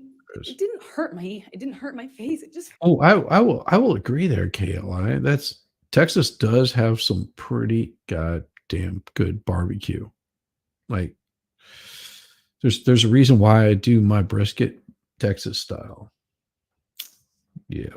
There's a reason. And here she goes with some more bullshit lies. This is how she rolls. felt embarrassed. He would do that to me in front of people. And nobody saw it. It was the first time that anything like that had happened in front of somebody.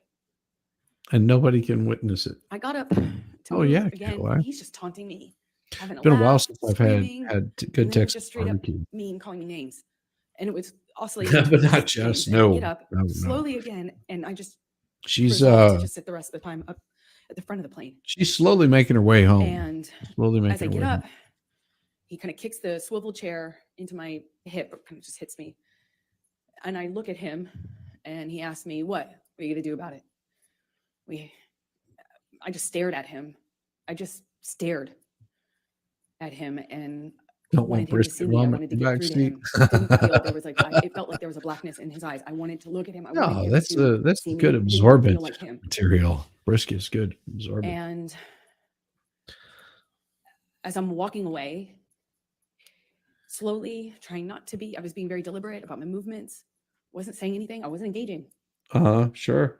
I am walking away from him slowly, and he tells me, But "Hurry the fuck nobody's up. seen this. Hurry up." What a fantastical story. Look at him one more time, Probably in a shitty way. wanting to penetrate the monster to see the man that I love underneath that. Penetrate the The man I monster. loved. Oh, And he tells me the to hurry up beautiful again. man that one. And I pull my gaze away from him. I walk away from him. My back is turned to him, and I feel this Oh, wait. boot Got an on my update. back. I got an update. It looks like she had pulled over. Oh, and scraped all the vomit out. So, and then fell asleep for a little bit. No, so she might be a little bit longer getting home, but it's okay. It's okay. She's Ubering it. Although she's the driver, it's okay. It's okay. She's safe, and she's feeling a little more rested, she said, but still a little groggy. The Benadryl is starting to kick in, so she may have to pull over a couple more times to get home. So, hope best of hopes and lucks and wishes for Junior. She's safely driving herself home after a night out of drinking Jello shots filled with Benadryl. She's good. She's good. He just She's kicked safe. me in the back. I fell to the floor. I caught myself on the floor, and I just felt like I was looking at the With the floor of the carpet plane for felt like a long time. and how And dirty the I carpet thought was. to myself, I don't know what to do. Unless these damn women drivers, it's okay. It's okay. It's okay. Women drivers, especially if they've been doing Benadryl Jello shots, should be safe. Should be safe. She's only hit a couple of small creatures, no humans. So fingers crossed. She says she went the wrong way on the 101. She'll be turning around and heading back at some point. She'll get there. She'll get there. She'll keep us updated throughout the night of her progress of making it home after a night of Jello shots filled with Benadryl. She said she was feeling like she needed to get some from, that's what it says, something, get some, Jello shots. Okay, sorry. Can't believe he just kicked me. In the face. No one said anything. No one did anything. It was like you could hear a pin drop on that plane. Yeah. because no nobody was attention. No there. one did anything. Like he kicked And her I in the just remember ribs. feeling so embarrassed. Embarrassed, I felt no so pain. embarrassed that he could kick me to the ground in front of people. Oh, And I mean, more embarrassing, I didn't know what to do about it. I got up and I walked to the front of the plane. I sat down then shat herself. and I just looked out of the window. Jerry Judge Security and my friend both kind of under their breath asked me, "Are you okay?" Objection, hearsay. No, Jess did not step on a bee. It's Benadryl. She went to a bar and got some Benadryl Jello shots, and she was Ubering it home, although she is the Uber driver, so don't worry. She's driving herself safely back. She's only thrown up a couple of times in the back seat. She said she cleaned that out. It's like she got out the pressure washer, hosed it all out, and the smell is gone because she put some air fresheners in there. She's doing better. She did figure out she was going the wrong way, but she might have to pull over a couple more times and take a nap, but it's okay. She'll be safe. She'll be fine. I spent the rest of the time looking out I'll of the sustain the window. objection. And Oh, that's funny. Yeah. Abomination says, Nightmare Before Christmas taught me that frog's breath can overpower any odor. Probably works on vomit too. Yes. Did there come a time that you tape recorded Mr. Depp on this plane? I don't know. I want to sit here and say that Well, how about you sit here and tell the fucking Wait. truth? I was telling myself I needed to leave him. But as he got worse, he demanded the oxygen tank from the flight attendant. What? Excuse me. And he continued to drink and then eventually started howling like an animal. See, she doesn't understand what oxygen does to you. Like straight oxygen, like into your body, will make you fucking pass out. Like it dilates your blood, you'll fucking pass out. Whenever you're she's a fucking idiot. But of course she doesn't know. And passed out in the bathroom with the door locked. And was howling. And I at some point pushed record on my phone because there was that 5%. Abomination. I don't know what's wrong with howling like an animal. I do it on a regular basis. Hey, what's up, Jacob Castro? Good to see you over on the Rumble side. Good to see you over there, brother. Yeah, there's nothing wrong with howling like an animal. I am sure Jessica's not telling me that that's what she's doing on her way home from taking Jello shots of Benadryl at a bar, but I assume that she is howling like an animal at the moon. Is it a full moon tonight? Maybe that's why everything's so out of whack. I don't know. And part of me is Objection, non-responsive. I don't think it's non-responsive. She's explaining what led up to her tape recording and why. I mean, I can ask her, Okay. well, that's all. Why did you For- tape record him? because I knew that Johnny That wouldn't sounds remember like the main event. what he had done. I knew he would not remember. And if Calls for speculation. Yep. She can say why she did it and what she thought. But that last part called for speculation. I'll sustain Don't the objection. say I knew. Why did you tape record? in my experience, when Johnny was that inebriated, Wait. She thinks that people who take oxygen act wild and unhinged. No, usually what happens is people that take oxygen like pass it the fuck out because you're diluting your blood with oxygen. You don't really want to do that. That's fucking not healthy. Of course, no. You think she's lying and faking injury? Come on. She is straight up on the up and up. Yeah, nitrous oxide was the thing back in the day that, especially if you had like one of your friends that their father was a dentist, see if you could get some nitrous oxide, laughing gas. Yeah, that stuff mess you up. Stuff mess you up. He would not remember what he had done. Calls for speculation. How can that call for speculation? Oh, come on, Hal. She did not get liquored up the booby bar. It wasn't the booby bar. No, she doesn't go to the titty clubs. But she was doing jello shots of Benadryl. Just saying. No boobies here. Sustain the objection. All right, let's go to defendants 221. And I'm going to play 3 different parts for it. Your Honor, may we approach, please? Yeah, can we approach because Elaine's being a dumb twat and she's not getting to the point.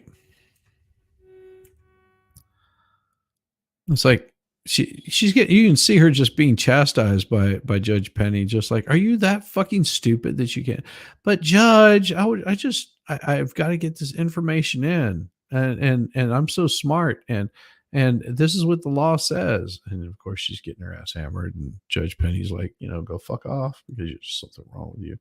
She was at the all you can eat and drink buffet at the booby bar. Ooh, it could be. She didn't really say where she was going. Totally not a cover for having Camelot's triplets or anything. Well, only 1 or 2 of those might be his, because I know that one of them was Pat himself's, but it's okay. They're safe. This is safe sex. Sort of like having sex with Elaine Bredoff. What could be safer than that? So we're going to start with 221, and we're going to call it A, and that'll be 0 through 1 minute.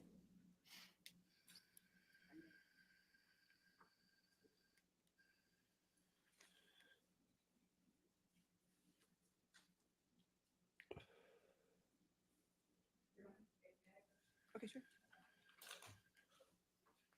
Too far? You think it's too far? Hey, it's not my drinking problem. It's not my drinking problem. It's not my story to tell. Why is Amber wearing a burlap bag? Well, it's not really a burlap bag. She went to a local mom and pop shop and decided she didn't like the butterfly collar, so she ripped it off. And then probably, she only wears it once. I mean, you don't want to ever be seen wearing the First one same with 0 to 1 minute. outfit And more can than you turn once up in a the volume row. just- I mean, there's part of it that the noise of the airplane is a little bit loud, but Yeah, maybe that's the howling. Maybe he's just.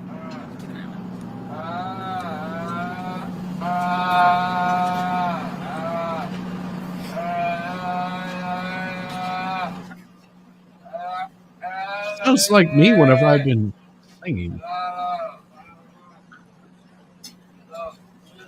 Sounds to me like he's trying to sing like in key, and he's trying to get like the sound of the airplane noise out of his head. That's what it sounds like. Good to see you again, buddy.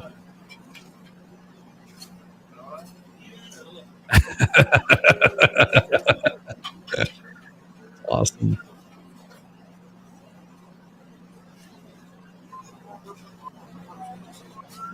That's him howling like an animal.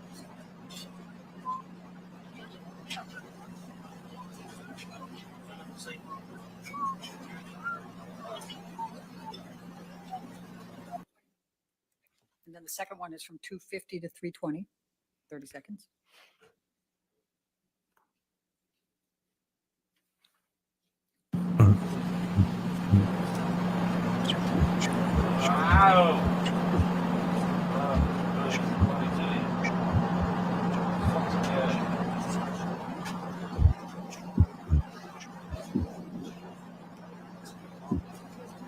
So what are we hearing here?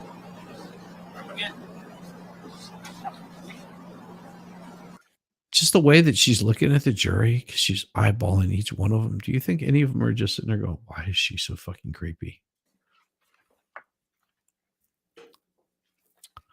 221 is in evidence. All of 221 is already in evidence. So may I play the third one then, and then we can take a break? Yes. Thank you. can That would play- Yeah. you can play all of it.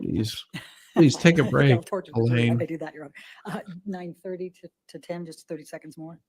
Objection, Your Honor. It was the full moon. That's absolutely right.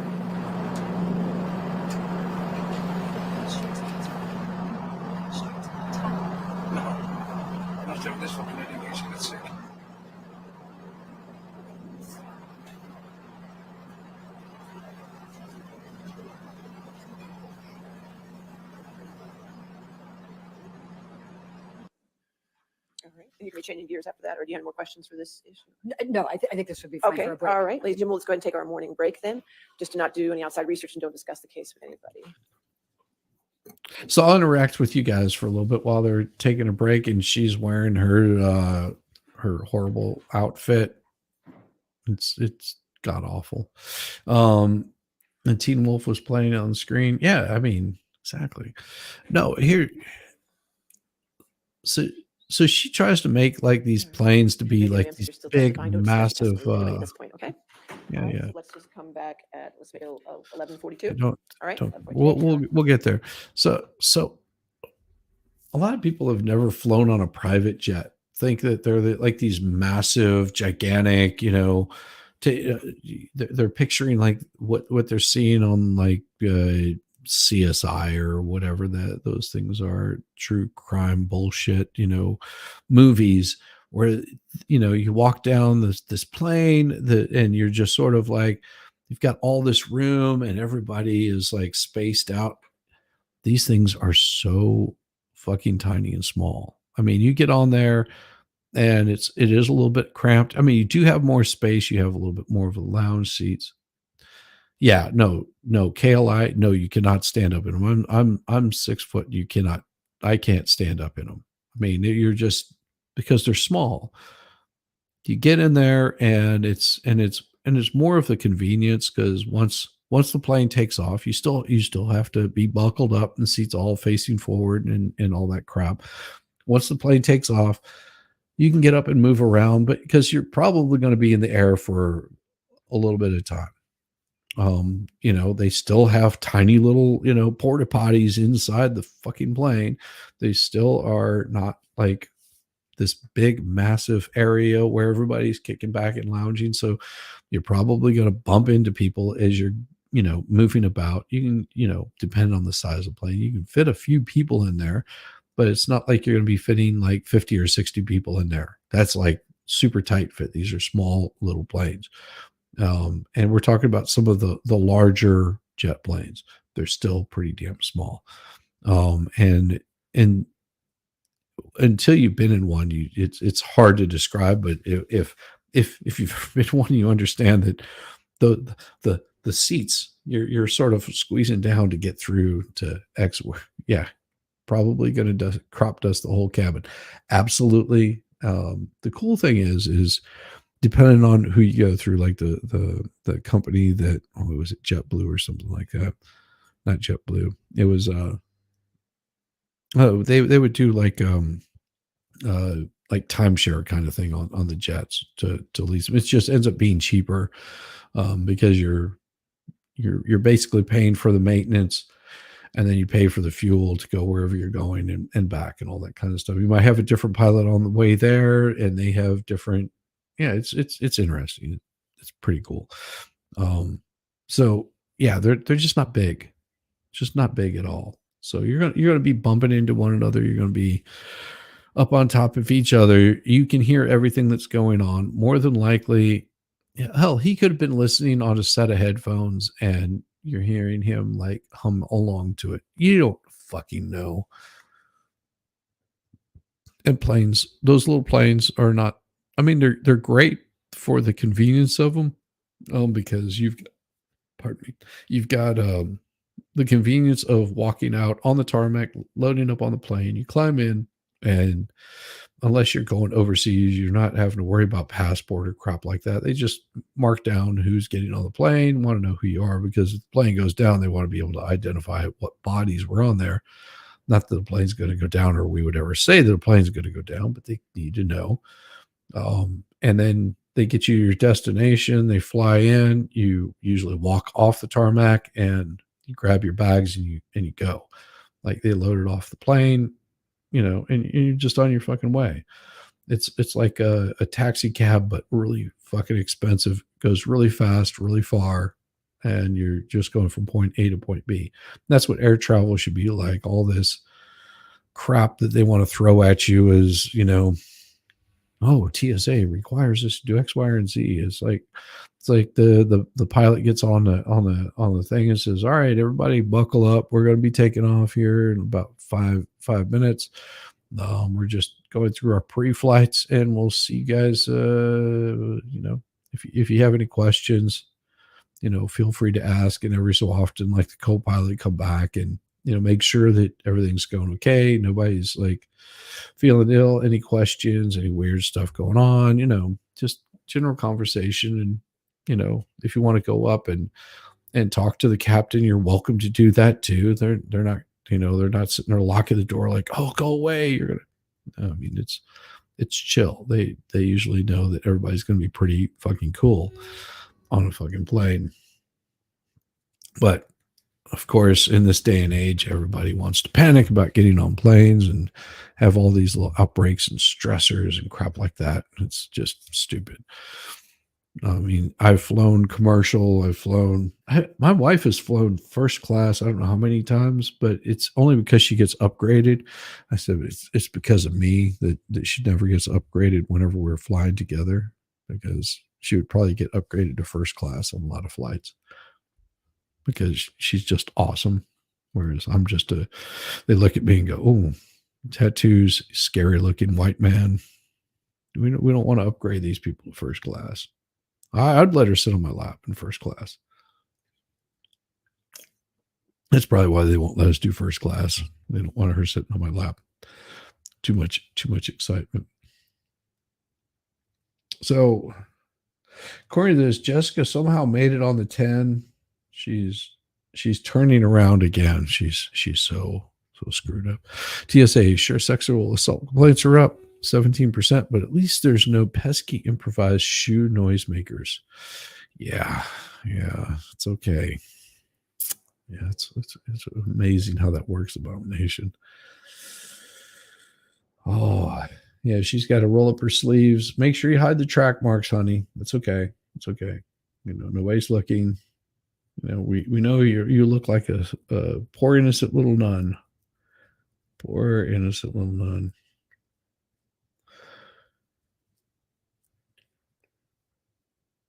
So if Johnny is supposed to be about 5'10", I would say Ben's shoe is probably close to 6 foot, 6'2", something like that. Mm-hmm. So did you get your Coke out of the way? Oh, I muted it. I'm sorry. We'll go back here because sorry about that. She got to roll up. Jury comes in. Yeah, damn it. There you go. Sorry about that. All right, thank you. All right, let's see your next question. Thank you, Your Honor. Amber, following the plane ride, what did you do once you landed in LA? I snorted a few lines. I called. Took a dump. I called for a car to pick me up, met me at the private airport, and I left. I got straight off the plane as soon as we touched down. Johnny had been saying what he would do to me once we got on the ground, and I didn't know how long this cycle would last, so I wanted to just get out of there. I went to a hotel and called my friends to join me, which was my coping strategy at the time. Okay. I'm going to ask you to take a look at defendants 204. So do we have receipts of said hotel? Did you reach out to? Objection, Your Honor, hearsay and bleeding. Your Honor, I would direct Your Honor's attention to the first one in blue and the third And one again, in blue, objection, hearsay, and leading. present sense impression and the Doesn't matter. state of mind at that time. Yes. Holy shit. Again. Approach, you dumb twat. That's not how it works.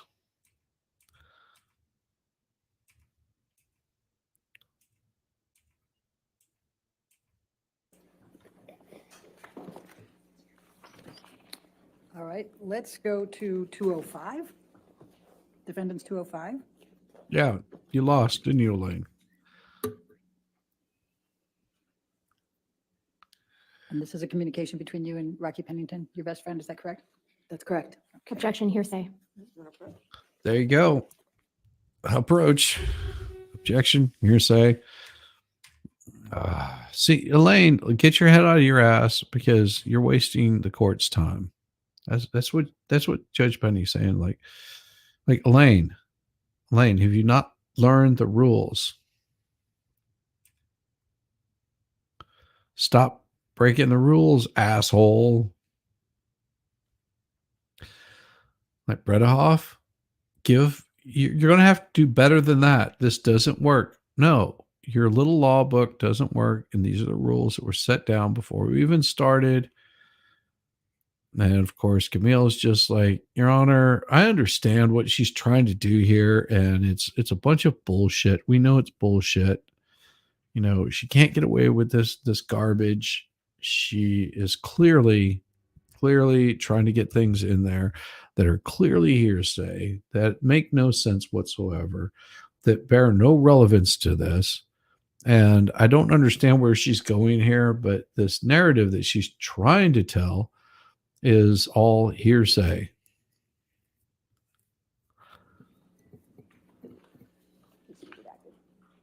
Judge Penny would make a good streamer. She's able to mute that shit like really quick.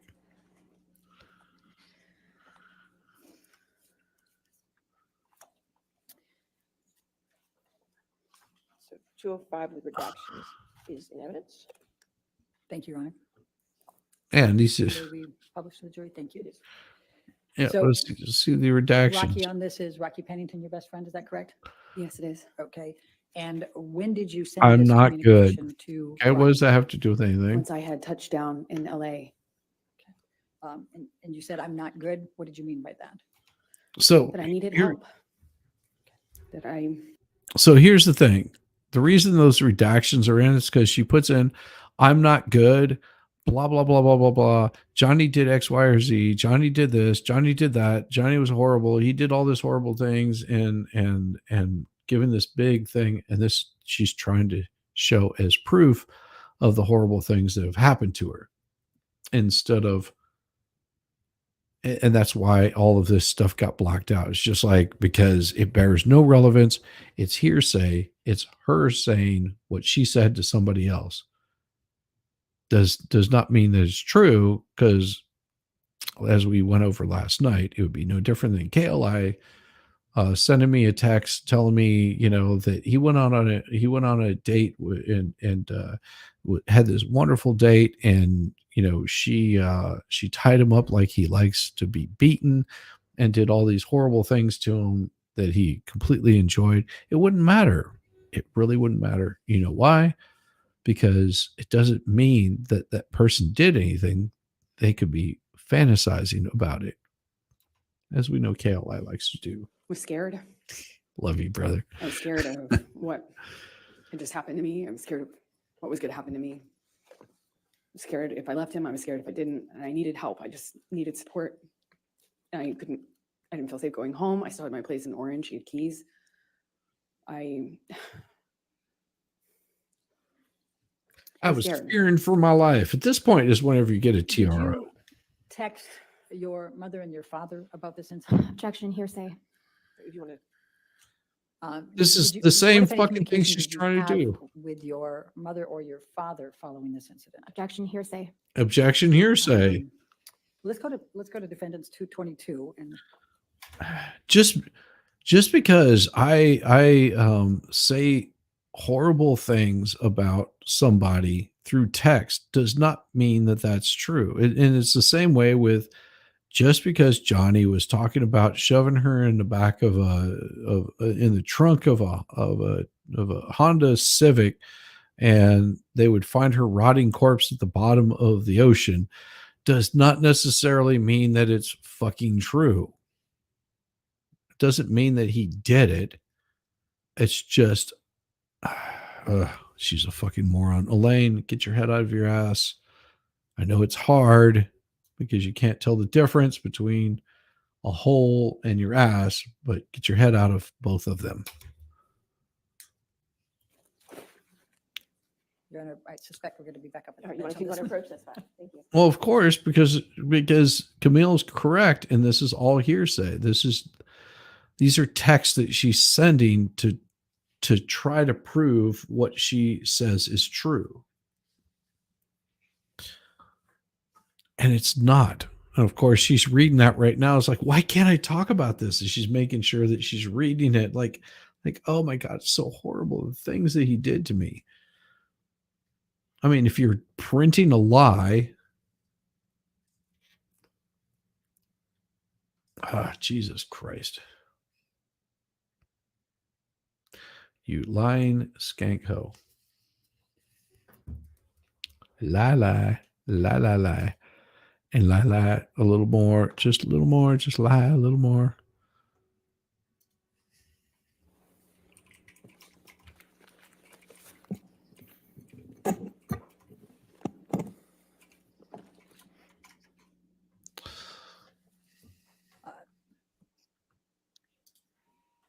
What, if any, communications did you have? Yeah, see, Benjamin knows exactly what I'm talking about. Welcome, Benjamin. Good to see you.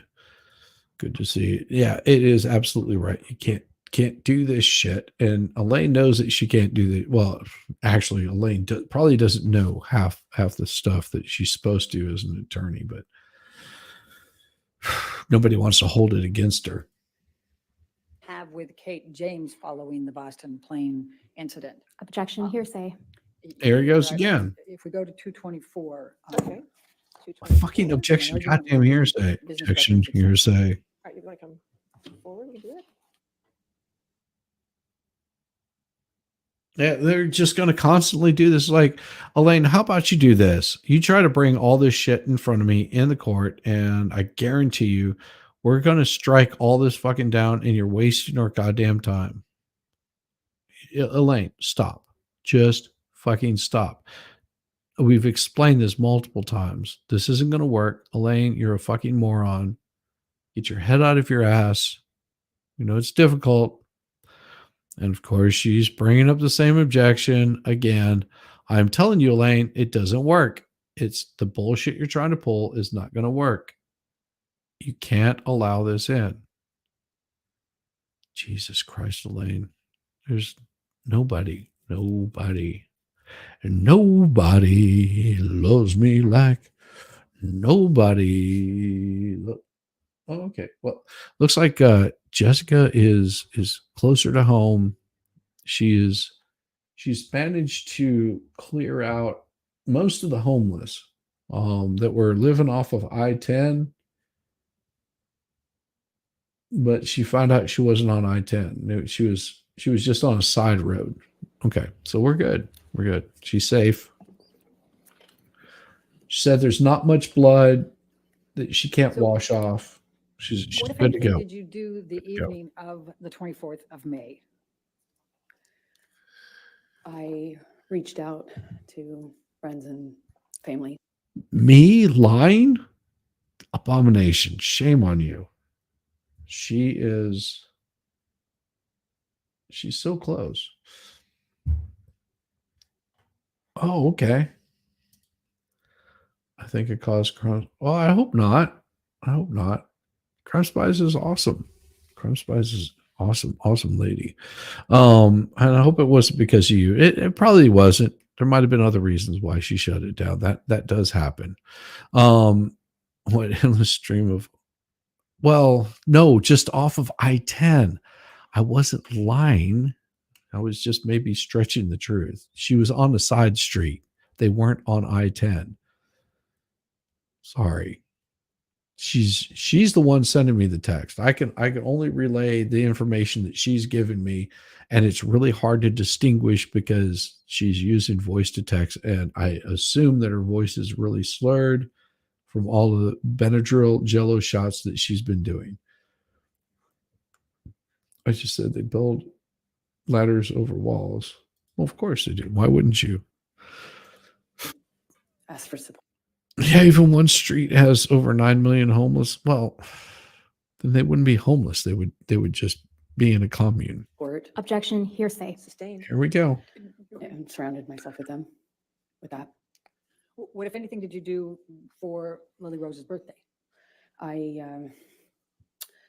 that's why we had gone back to LA. Johnny was sick after having passed out on the plane, so I took her to dinner. We went to Benihana's. Kind of like the butt of the girl in the khaki green it suit. was, Get her some you know, blonde hair again, and put she'll on my turn up smile, pretty good. took her out, There you go. tried to make her feel loved, Mm. and celebrated for her birthday. And then I booked a flight out to New York to go back to New York, obviously without Johnny. I'm going to ask you to now turn to 225, Are we going to see another objection? Hearsay. and Your Honor, I'm going to be referring to the last two blue spots on that page with the state of mind, We don't give a fuck about her state of mind. mental condition. There she goes. It Oh, doesn't there it still was. hearsay, Your Honor.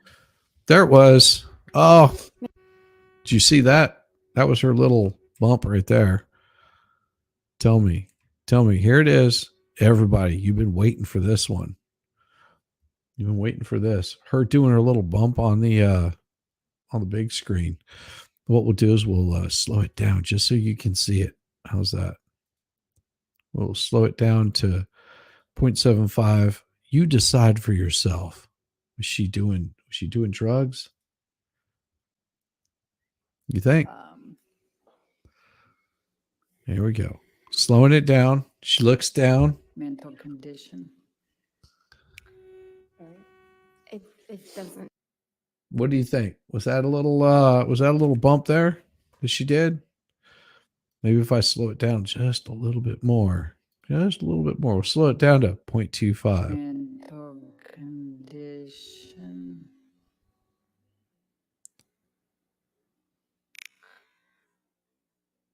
What do you think? Was it a bump that she did there, or was it that she was just doing like an okie blow? You know, where she was just like holding her nose on one side and blowing it into the other. I don't know. Just saying. You saw it live right here.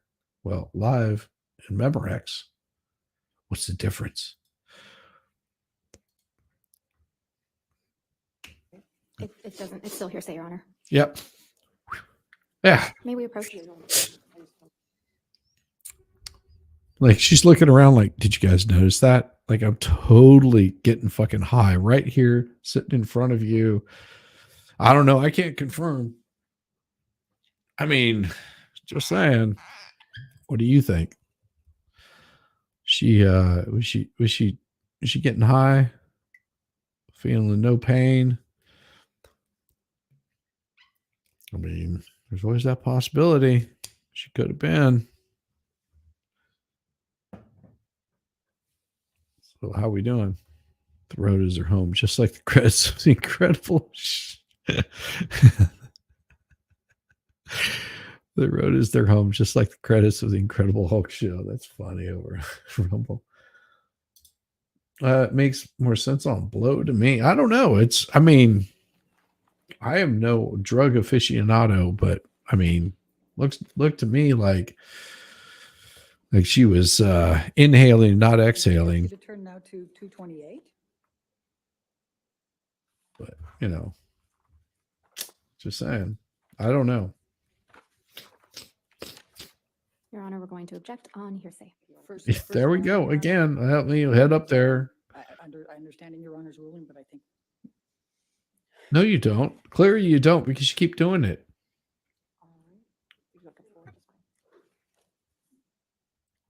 Elaine, none of this shit that you're doing it's all fucking hearsay. If you don't know this by now, you fucking dumb cunt, that you are an idiot. And you're showing your idiocy in front of the entire world. And all these people back here on this little back row, all these fine lawyers back here, they're looking at this and they're like, we can't believe she's trying this shit. Ben is just sitting there going, what the fuck is she doing? Like, is she trying to make her case for us? Like, what the fuck?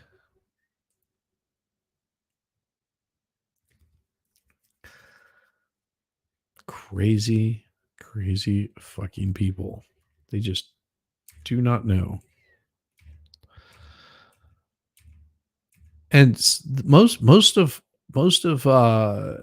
Amber Heard's testimony. This is what it was like getting towards the end of it, because they're trying to bring things in there that are just not going to pass muster. There's just so many ways, so many wrongs. And Camille is wearing a very hot top. So- I'm excited, Tell as us only a man can be. please tell the jury what you did then over that night, the next day, and at the hotel. Elaine making the scene to distract people from her client Tried doing drugs on a lot. live national TV. Tried to surround myself with my friends and resolved to leave him. I felt powerless.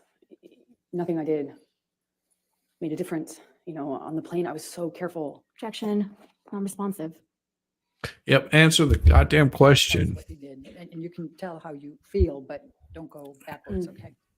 I Yep. resolved, tried to, the strength to commit to leaving him. I knew I had to. I knew nothing else would make a difference. So I got myself back to LA. New York. Yeah, And got myself back to LA. New York. Day. It's hard to remember your Support- lies support whenever people. you're fucking high. People who love addicts and alcoholics. What, if any, communications did you have with Stephen Duders? Objection, hearsay. Exactly. Let me ask it this way. What, if any, communications did you have with Mr. Duders communicating on behalf of Mr. Depp? Objection, hearsay. Objection, hearsay. You have to lay a foundation for that. All right, let's go Yeah. to 229A.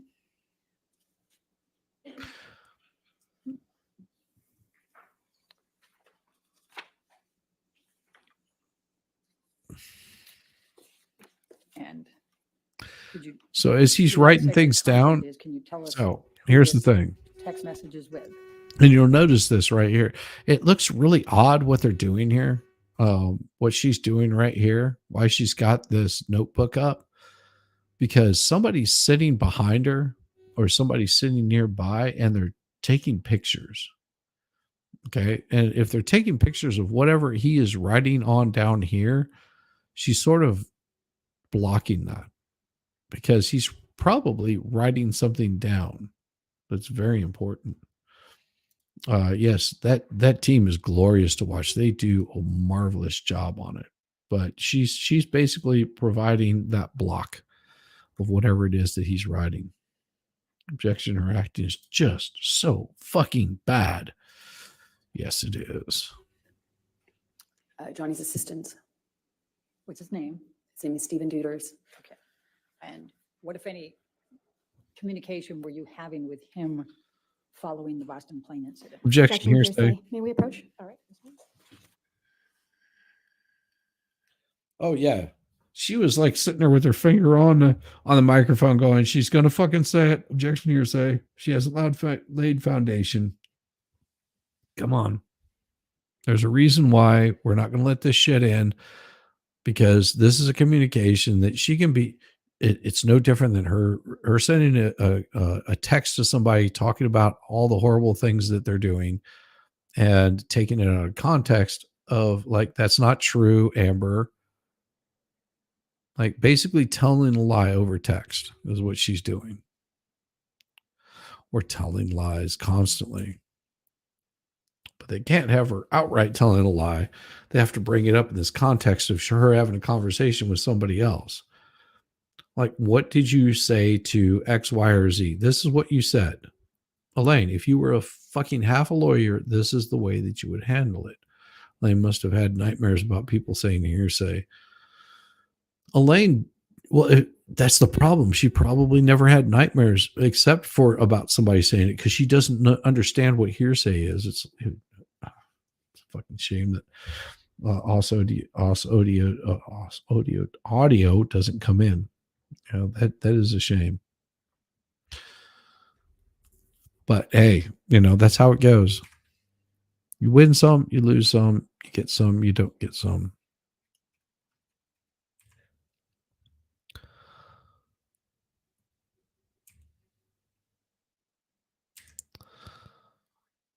Look, it's clear right here. I'm able to say X, Y, or Z. And it's just like, no, that's fucking hearsay, Elaine. No, look, Look, I'm telling you, Elaine, it is fucking hearsay. Oh, thank you. Thank you for informing me, Judge Penny, because I'm a moron.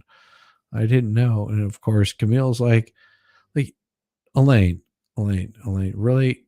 I mean, we know you're a fucking moron, but you know, Elaine, stop fucking trying to enter in this hearsay bullshit. It's not going to float. I mean, I can hear the conversation. They're probably saying it nicer than I would, but Did you I'd be communicate open at to all shit. with Mr. Depp in the days following the Boston plane incident? Yes, I did. Please tell the jury about those communications. I heard from him directly. I also heard from him through his assistants who were texting for him. Objection, Your Honor, hearsay. I'll sustain the You're objection. not allowed to testify about the text messages with his assistant, but can you tell the jury about your communications with Mr. Depp?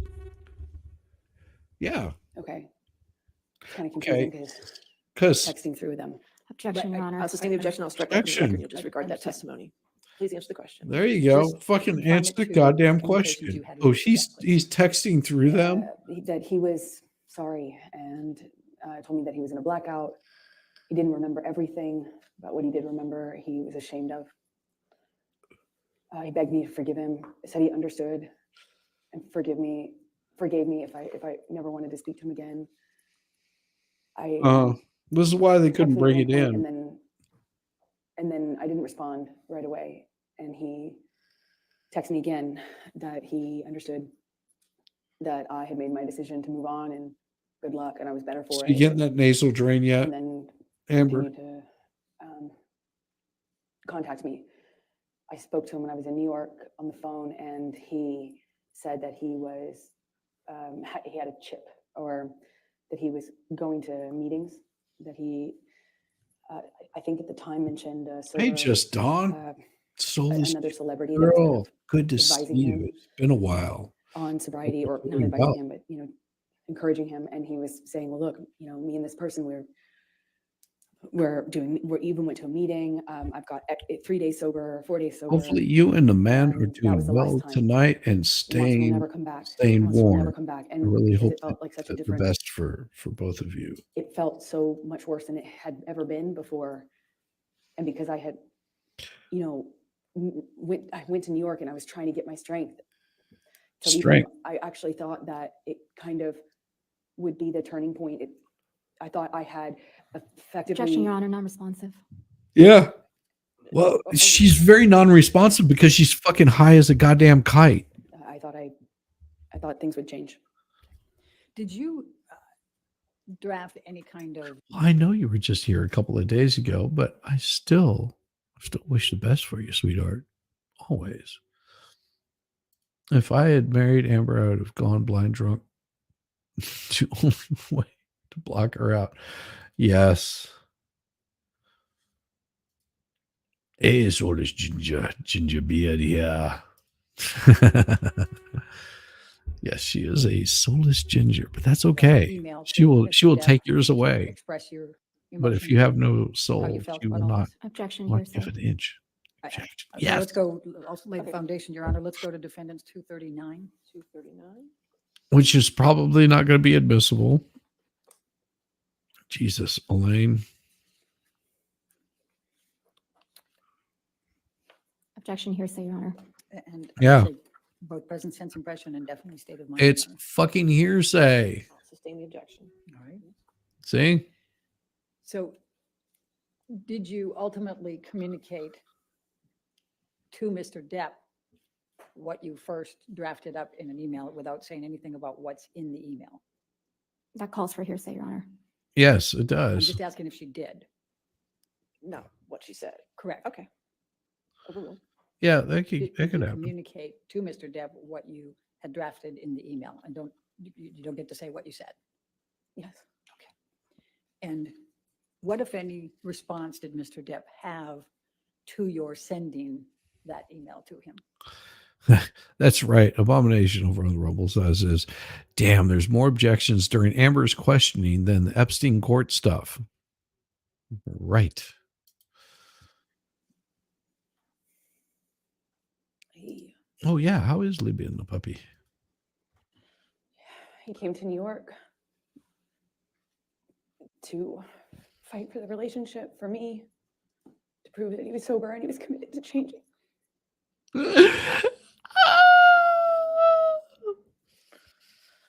Still can't shed a tear. I believed he was embarrassed and sorry. He said he was, and I believed him. Still So no tears. I took him back, or I got back with him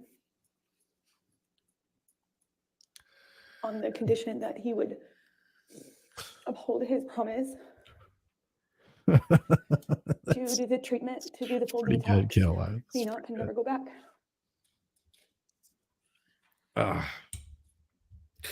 No tears given. So I'm going to take you now up to the June through August 2014 timeframe. Testified earlier, and others have as well, that Mr. Depp brought in Dr. Kipper and his group, correct? Yes, I That did. rejection Could face you please is describe for glorious. the Yes, it jury is. What those next few months were like? Oh yeah, sniff, sniff. She's getting that sinus sudden, drain right now. This Oh, yeah. doctor gets brought on It's like, whew. that we had been Damn. talking about. I had heard this name before. And all of a sudden, this doctor, Dr. Kipper, apparently wrote a book on addiction. And Oh wow. So you got up to 60 today? That's good. That's good. We were a little bit colder here in Georgia. Didn't freeze last night. Bottom drops out again tonight for a few days. Yeah, same here. So I mean it was up in the like high 40s, low 50s, something like that today. Still looks like Sam Watterson. That's funny. was this doctor was going to be the solution, the cure, and he got brought on board. And all of a sudden, the plan was that this team would be involved in Johnny's recovery. So it felt real, felt serious. I felt like protected. I'd already by this point heard a million times, it seems like, promises to get clean and sober, but this felt like a change. And they were going to come to Boston and start working with Johnny and Awesome. to keep Johnny on the same level. Yeah, whatever you see her doing all this number, she's trying to make sure that she's not fucking training right there. Take it for somebody that may or may not have done drugs back in the 80s and 90s and crap like that. Yeah, she's pretty fucking tweaking right now. She's pretty tweaking, but it's awesome. I'm glad to hear that. Just on Crazy Doggo got a lot outside playtime today, so she's crashing now. That's wonderful. Yeah, the puppers are probably not enjoying it, and I know this feeling right here. Finally getting out of your driveway.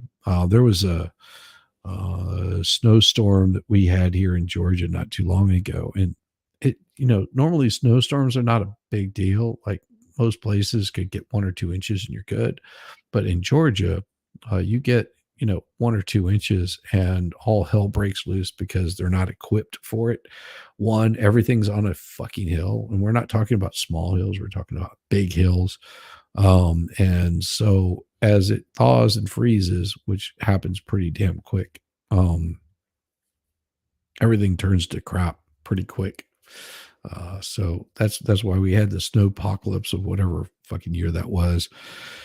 And it wasn't but like 2 or 3 inches. And everybody's like, 2 or 3 inches, that's nothing. Yeah, but 2 or 3 inches whenever they let school out all at the same time, and it's pounding down snow and everything's turning to ice. Yeah, it's a mess. We have three St. Bernards, and they're loving this. Oh yeah, I bet you they do. I bet you they love every bit of it, just like Party Central. But everybody be safe out there in the cold. Well, it looked like Drugs that he was on since he was filming, they needed him to finish filming. just about and made then, it home. Either she was that going to be or maintained with or his, she's with prescription. I don't know. pills It's and hard to chronic tell painkillers. from her text, but she's And just about home from what I can tell. The plan was he would obviously abstain from alcohol completely and all other drugs like weed and coke. And then when he finished filming, the plan was to do the full Objection, Your Honor, detox. hearsay. It is. All Honor this fucking Foundation. hearsay. I don't understand what the objection, I don't think it is. I think she was just. You don't explaining understand. the Shut the context fuck there. I up. don't think she was saying. Well, what because somebody the said. foundation, how she knew, it's fine. How did you know that? I was involved in the conversations Please with the continue. doctors and with his sister. Objection, and Your Honor, nurse- that's still hearsay. okay. All right, Okay, sustain Yeah. objection. that part is. So what happened next? As a result of these communications, without saying what the communications were? A nurse came to Boston where Johnny was. I just would come for short periods of time. In I bet she between came coming for on more than weekends, just a few filming until I periods of got from the time. movie, which I did. From what we understand, she came quite a If I bit. am not mistaken. Usually And with then I went to guys that Boston weren't her and I was there husband. and saw a nurse was flown out to Boston, Debbie Lloyd, and I believe Kipper came out too. And they put Johnny on a bunch of new medications, which they shared with me, told me about. Objection, Your Honor, hearsay. But we have to be careful about what other people told you. Yeah. You can testify to what you know, okay? So what happened then? I saw his medications change. I know the amount that Johnny told them he was on was so that they could maintain him for the filming. Well, and he Not explained this make a already. drastic change in the amount of painkillers he was taking. But He already explained the- this. his behavior, his whole personality changed drastically. Oh, He come would on. be speaking to me. And at the time I was staying in Boston with him, having Like left they on the know movie, they've he was got her making completely mid-sentence. rattled. She He is would high as a fall fucking asleep. kite, I- and one they can time I just was sitting fuck across with from her him, constantly. and he would come in and out of sleep, of being awake or completely what appeared to be asleep while talking to me. And he had a cigarette in his hand, and Johnny constantly smoked, and he just sat the cigarette, as he fell asleep while speaking, down on his leg.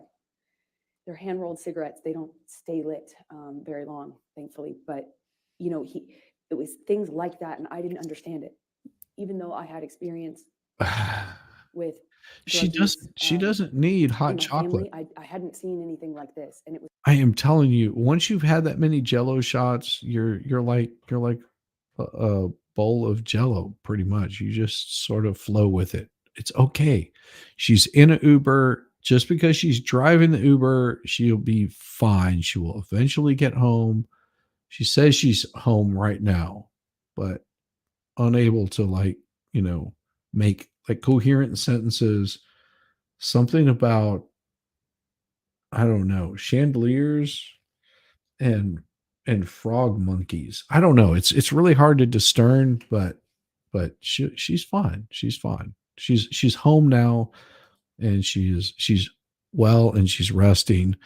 There's very little blood on her car, she says, and she'll just clean it off tomorrow. She's absolutely fine. So just keep an eye out for her. She'll be good.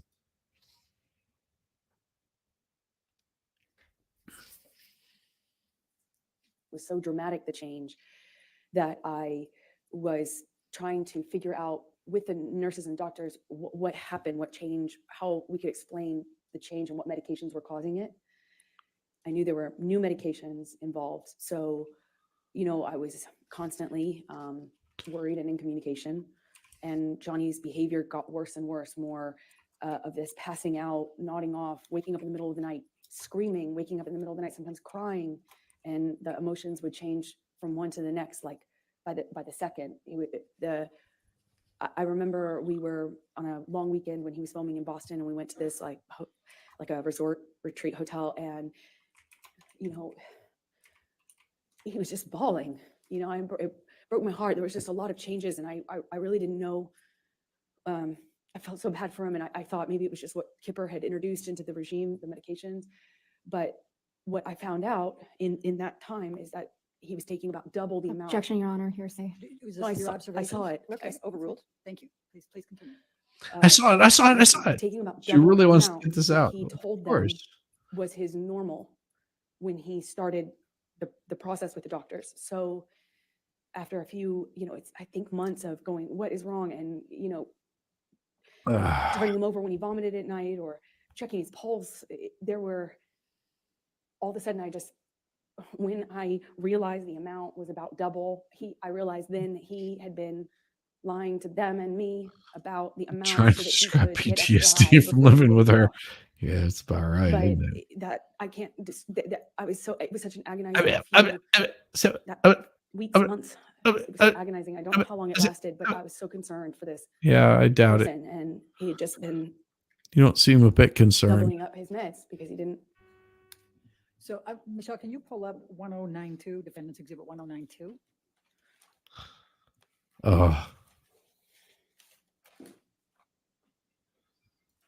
Crazy. And when did you take this picture? Crazy Did you for have- feeling did. so you have the recognition of lonely. Defendants Exhibit 1092? All right, objection, Crazy. 1092, evidence, you can- Crazy for feeling And can you describe so what's blue. depicted here and why you took this picture? This is what I look like on like a Friday afternoon after I've been out in the shop working all day. I mean, no joke. I might come in, sit down, and take my ass to sleep sitting down in a chair. Picture. This was during that time when the prescriptions that he was on in the doubling up of the opiates got so bad that he was like this just throughout the day, off and on, and then he would take Adderall and he'd be really animated and ready to go, and then it would be this again, and it was so erratic and it changed so quickly, and I agree. That could be Amazing. very Yeah. disturbing. really So did I not agree with understand what her. was going on. I agree with her on this. This could be very disturbing if they're up and down and just like they've got these massive, like 1 minute they're like ready to go, and then next thing you know they're sitting down and they're just like out like a light. That would be very fucking disturbing. But I think she's making more of it because I think she also knew what was going on. Like my wife would know if I was doing all of this kind of crap. She would be in on it and like making sure that things were good. It's fucking crazy woman. I deeply cared about this human's well-being. I love that. That's awesome, And Hal. It was very confusing and scary. So did there come a time then that Mr. Depp went into detox for Roxycodines or whatever? Roxy Codines or Coxy son of a whore. I don't understand. Cause I wanna be a cowboy, baby. With the top lip back in the sunshine. I wanna be a cowboy, baby. West Coast chillin' with the moon. I wanna be a cowboy. Danielle. Hey. Thank you, Hal, for that. It puts a smile on her face. So and Hal is the one that did those. Hal 9000 is the one that did those. Oh, to be built like that. Well, that was his band also. He was like, "Oh, don't worry, you're not going to get copyrighted on this. This is my band that we." Oh, did that's this." cool. That's very cool. It's very cool. Yeah. And I like to give shout out for people that actually take effort and do stuff like that. That's really cool. Yeah, for sure. And of course, Kayla is like, "Hey, little D." Yeah, you can't lie. It's good stuff. So you've been watching any of this? I just watched a little bit. I just got home from work, so had to take a quick shower and everything. But I heard you say she's high as a kite. Oh, she is. Yeah, She is, clearly. She's like- so messed up. she's so disjointed that it's like this constant hearsay, objection, hearsay, objection, hearsay. And it's like, Elaine, after like the fourth fucking one, you would realize that this is fucking hearsay. You can't put this shit in. Yeah. And she goes up and talks with Judge Penny. Judge Penny's like, "You're a fucking moron, Elaine. You can't put this shit in." It just doesn't register whatsoever with her. No, she's just pushing and pushing and pushing and pushing. It's like, ah. Yeah. So Jess couldn't make it tonight because she was out doing Jello shots of Benadryl, and she did manage to make it home after throwing up in the back seat and washing it out with a pressure washer. She is good. She is safe. She only hit a few homeless people, maybe squirrels. It's okay. It's okay. She said she'll wash the blood off tomorrow and the brain matter. It's okay. It's Oh, okay. Lord.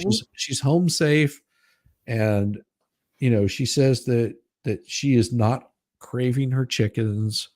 She said she wanted a chicken sandwich, but was afraid that Miss Moneypenny, the big large hen, Yeah. would be upset if she just took a chicken wing and not the rest of her. So she's good, she's safe, and has not gotten the keys back in her car, because we're keeping an eye out, because she may end up having to do like a late night run to go get some more Jello shots, from what I understand. But Mhm. that's to be determined. We'll see if anything comes up on the police scanners. If they do, We'll be watching her on the yeah, we'll be watching her going down the 101. Yeah. And we'll be commenting on that if it happens. So keep your eyes peeled. Keep your eyes peeled on the police scanners. Now, did this all happen last night What? with Jez? No, she's doing that right now. I see. Yeah. Okay. Yeah, that's why she couldn't make it tonight, because she said she needed a night to just like unwind. And Yeah, I mean, if you're in understood. California, what else way are you going to unwind except for doing Benadryl shots of Jello? I mean, There you come on. go. Saying all these things Johnny did, but leaving out what she put him through to get him there. Exactly. Yeah, that's why the jury, they weren't able to take her serious, because there was zero accountability. Oh, right. Plus it looked like a really bad case of like divorce court. That's what it looked like. Like, oh, he did all these horrible things to me. I mean, I'm up to like at least 30 beatings a day. I mean, he just constantly smacked her around and broke her jaw and broke her nose, and poked her eyes out, and shot loads of water on her face. That kind of stuff. I do have a really good one though that came in. What was it? Damn, it came in just not too long ago. That was this morning. Not next Monday, but the Monday after. Gonna go get a facial. Oh, I heard that this morning. After you were telling her about my massage. Yep.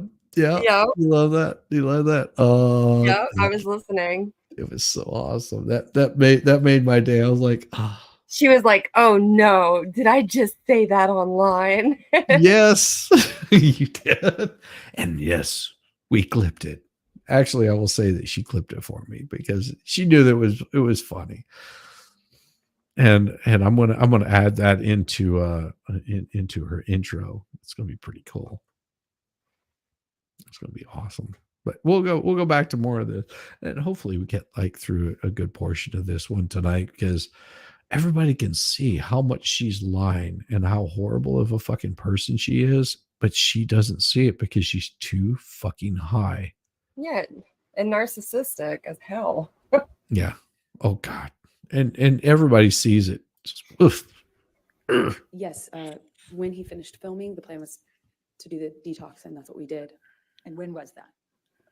That would have been early August of 2014. I believe we were there for, I think, a week to 10 days, 8th through the 18th, more or less. And we've heard some testimony about this, but can you please describe for the jury what took place during this detox on the Bahama Islands in August 2014? Did he stick it in your butt? It was for the first few days, okay, peaceful. The nurse, and then later nurse and doctor were staying on a different part of the island. Kept him chill. A few minutes drive by ATV, like 10, 15 minute, by one of those ATV vehicles. But we Holy communicated via walkie-talkie and occasionally through text. And good to see you. Let's go, Brandon. Good to see you, Brandon. Finally, a chat I can talk to myself in. And Indigo, good Lord, Indigo, it has been forever since I've seen you. I mean, you are more than welcome to hang out and be pleasant as she's known to be. Indigo, hey, Texas sister. See, we got family here. We got family here. Just like Danielle and I are family. Danielle's my little sister, in case you guys didn't know. I used to be really mean to her. She had pigtails, and I would pull on. And so one day You called me names. Yeah, I did call you names. We won't mention those because those are Yeah. not YouTube appropriate. And so one day she said, fuck this shit. She cut off all her hair. She dyed it blonde, Yeah. and she got tattoos. And I know she was only 10, but she turned into like this ultimate badass. So, It's true. don't fuck with Danielle. It was okay at first, and then the behavior, then it just really wasn't okay. It was up, down. He'd be mad at me. Then he was wanting a hug. He cried a lot, and then he. It sounds like fucking detox. Like, yeah. Like I've never had to go through that level of detox, of where I was hooked on fucking opiates and doing all kinds of other drugs to counteract. Like, because if you're on opiates, you're doing other shit to like fucking wake you up and keep you up, and then you're doing the opiates to bring you down, and you're dealing with all kinds of whatever fucking mental issues you might fucking be having. It's horrible. And I cannot imagine the level of bullshit that she had to fucking tolerate from him. Sure. Because and I'm saying this, as being all serious. Like, I am sure that this was not a fucking pleasant time for either one of them, and I'm sure that it was rough on her seeing him in this condition, and not having the mental wherewithal to deal with it. And I think that she didn't help the situation because she was probably fucking doing drugs while he's trying to detox, and just like making it really and fucking drinking bad. wine and all the other shit she did. Well, maybe she laid off the wine. Maybe she did, become a little more concerned and like want to, like, oh shit, Moneybags here fucking dies, and he hasn't fucking wrapped a ring around my fucking finger, and we don't have any sort of way of, if he dies on me, I'm not getting shit. It's all going to his estate, and I have no way of getting that stuff. She's not a smart woman, but she looks like it really does look like she's taking a dump again. Mm-hmm.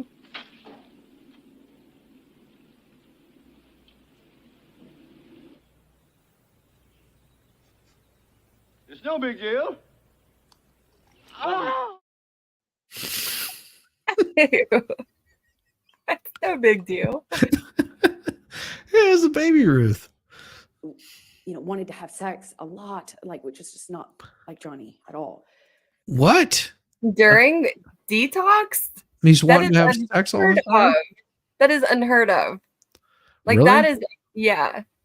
I don't know. You don't want to do anything. If you're coming off of opiates, like I've been there. I've came off of opiates before. It is hell. It is hell. And the last thing you want to do is screw. So it's no fun. So you're calling bullshit on her. Yeah, absolutely. Yeah. Oh. Anybody that's been through that knows. Like, it's not a cakewalk, and that's the last thing you want to do is try to, touchy feely. Yeah, you don't want anybody touching you. The sheets and the blankets hurt your skin from the withdrawals. Like, you're just like, it's horrible. It's hell. Heard that, and that's what I've heard. I mean, I had a bandmate that was doing Mr. Brownstone back in the Hollywood and Western, a little practice space, and I remember going down there and hanging out, and just like, dude was like, hey, if you ever want to try this, I'll hook you up. I'm like, fuck no. It's like, this is not my scene. I'm not into this. Yeah. And because Hollywood Western is like, it's fucking rough neighborhood at the time that I was there. I mean, if you were walking down the street by yourself, you were probably going to get your ass fucking jacked up. Simple as that. And I was like, well, I'm just fucking staying here until the morning. I woke up in the morning, I had a fucking 3-pound rat sitting on my goddamn chest. Oh. And I was like, this is all the more reason why I don't ever fucking touch this shit, because I do not want my life to end up like this.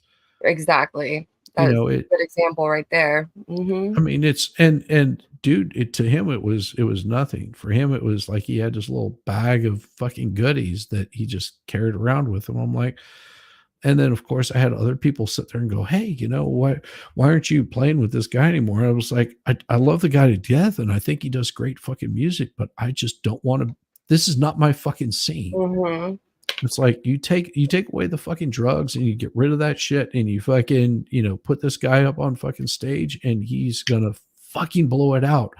He's an awesome musician, but the fucking drugs is what's fucking killing him, and it's killing all the people around him. And I can't do it.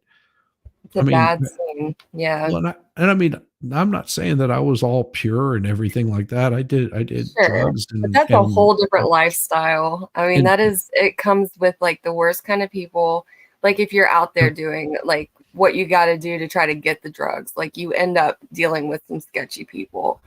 And it's just the environment that it brings to your life. It's bad. It's bad all the way. So, but it does make for some of the best musicians. I'm not going to lie. no, it does. I mean, look at fucking Kurt hands down. Cobain. I mean, Jesus Scott Christ. But, Weiland. and I mean, and that was about the time, that was right before Nirvana even fucking took off. So that was like the drug of choice. Everybody was doing heroin. Oh, not a big fucking deal.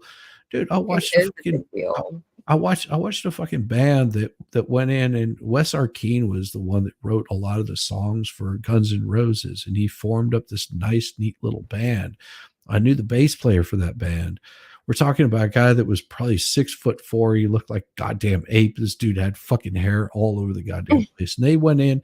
He was just like, yeah, I just signed up with this deal. I'm going to be going in and doing some work with Wes Arkeen. We're going to be recording some music. None of those fucking songs ever got released. And I saw him, I want to say it was 3 months after they went into the studio, and he looked like he was just fucking drained out fucking junkie. Like he just, like, we're talking about a dude that had fucking arms the size of my goddamn legs. And afterwards, he just looked fucking burned out and just tore the fuck up.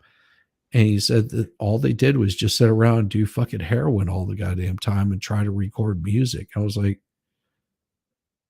why? And that's one of the reasons why whenever I had the opportunity to leave Hollywood, go back on tour again, I was like, fuck this, I'm out of here. I never looked back. I didn't want to go back. I mean, I had a girlfriend there at the time, and she was begging me to come back. I'm like, no, I just can't do it. Yeah. You know, you remove yourself from those kinds of bad situations. Like, sure, that's the best thing you could have done for yourself. Well, and I could have probably become a really well-known musician had I stayed around there. I mean, I had the connections with a lot of fucking people, you know, but also it's like, well, okay, you got the connections, but what part of my soul am I going to be missing? Yeah. That was my concern about just staying there. And I think that Amber in this case is probably seeing, you know, dude, I'm in. Like, she is fucking in. She is with the in crowd. She has got this little group of people that are in her orbit, and she could pretty much go anywhere that she wanted to, do anything that she wanted to, and get away with it. I mean, she's at that level, but she's stupid. She's a fucking moron. She's an idiot. And it's fucking clout chasing at its worst. Alcohol is the best drug out there. Never get addicted to this stuff, but it must be hell. That was some crazy opioids. Yeah. And I've done opiates because I had like teeth removed, and they give you like opiates to do with that. But it's like very low level, and they're just like, yeah, you can't have any more than these. That's it. Like, this is seriously, this is for pain, and yeah, there's no refill on this. No way, no how. The dentist was like, yeah, you're not getting any refills.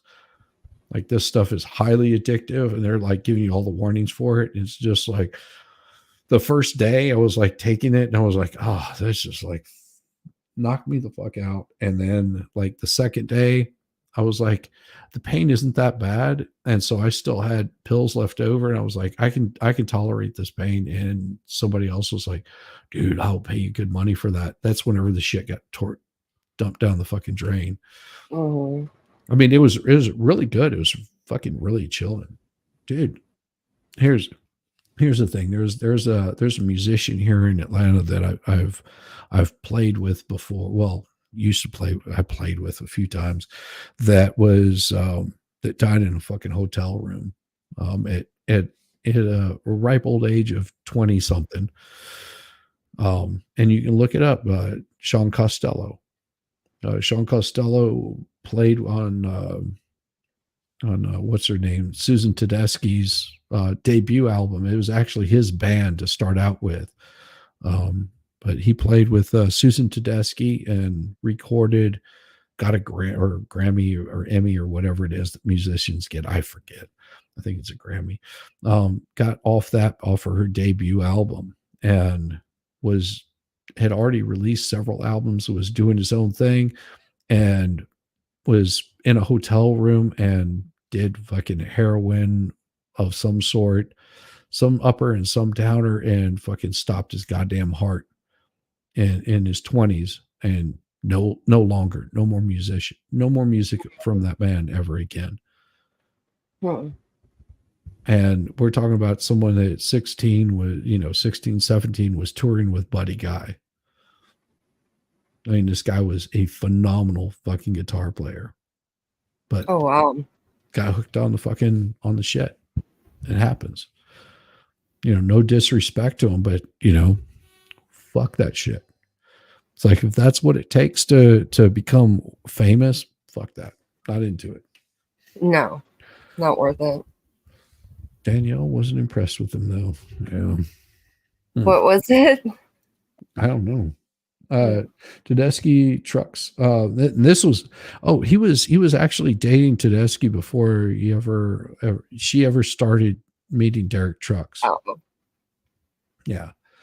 So Sean Costello was fucking an awesome goddamn musician at a very young age, and they were dating whenever they did it. And she basically ran the rest of the fucking band off. And I know this because I knew the rest of the fucking band. They were up in New York, and the rest of the band was just like, yeah, she fucking tore the band apart because she took over everything and ended up becoming Tedeschi, and her debut album. Look it up. I mean, Sean Costello is a fucking phenomenal musician. So Midnight in Harlem. Oh, that's right. Yeah, he sent me a playlist, so I can't remember that one. Sorry, I got all derailed. No, you're fine. I like hearing about it. It was just like that. It was just up, down, mood. And it was like, it felt like a constant was catering to the mood, that whatever he was going through at the time. I was just trying to adapt and kind of roll with it and provide support. I was taking his blood pressure. I was on a schedule and constant communication with the nurses about delivering the meds, giving him his meds at a certain time. I was just trying to take care of him. And a few days in, the effects of the detox really started to change. And it went from this like erratic behavior up and down to just really down or mad. He would burst into anger at me, yelling at me. I crossed the table. I walked away from it at the table. I crossed the table in a certain way, and he screamed at me about that and tried to overturn this table. Luckily, it was bolted down to the deck. But I remember him shaking it and screaming. And at different points, he got that too. Really calm and sweet. He tried to throw a table at me, but it was bolted down to the desk. Yeah. Another. Okay. He looked like he was balancing out, and we had a conversation, and he was saying he wanted to quit the detox, and he couldn't do it anymore. And I was trying to find the language to encourage him.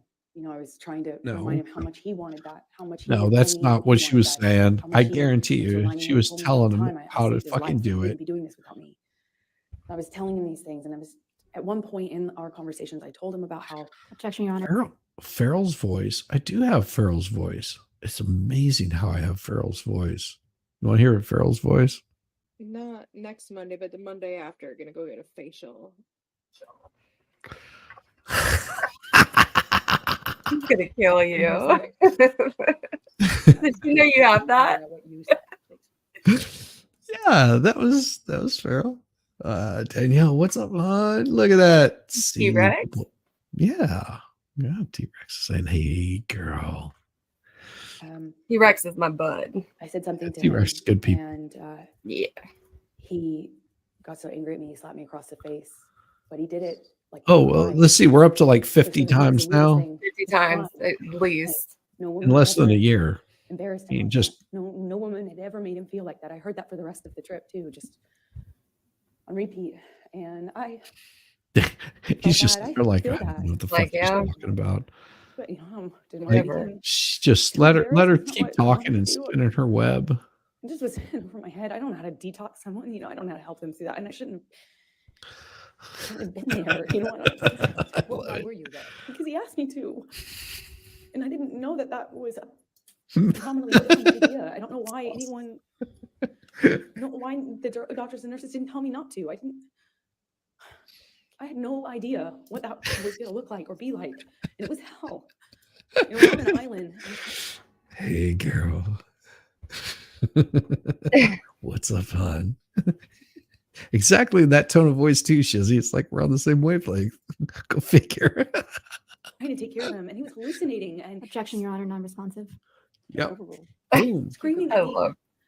Things What that is it? I What is said- her name? I didn't say any, I hadn't said anything. I would tell Neil. the time. Objection, Your Honor, hearsay.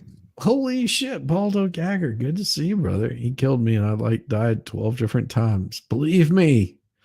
Yeah. It's all right. Well, Baldo Gagger, I just wanted to let you know that Jessica did make it home safe tonight after doing Benadryl Jello shots at a bar. It wasn't too far away, but she was on the 101 and ended up on the 10 somehow. She took out a few homeless people. She did make it back home. There's only a little bit of blood. She said she'll wash all that off. Nobody was seriously injured in her venture. She was in an Uber. Although she was the Uber driver, it's okay. She's fine. She's safe. She made it. You can't tell me she doesn't do coke. I doubt she has ever never detoxed it. Yeah, she's never detoxed. And she was doing coke right here on the stand. This was like right before she did her little blow nose. Mm-hmm. Yeah. Mm-hmm. Yeah. Horrible person. It's not offered to prove the truth of the matter asserted. What's it for? It's just telling the context of Sustain the objection. please continue and just say what he says and what he did and what your observations were. He was, Observed. accusing He me of was- having a man in the house with me.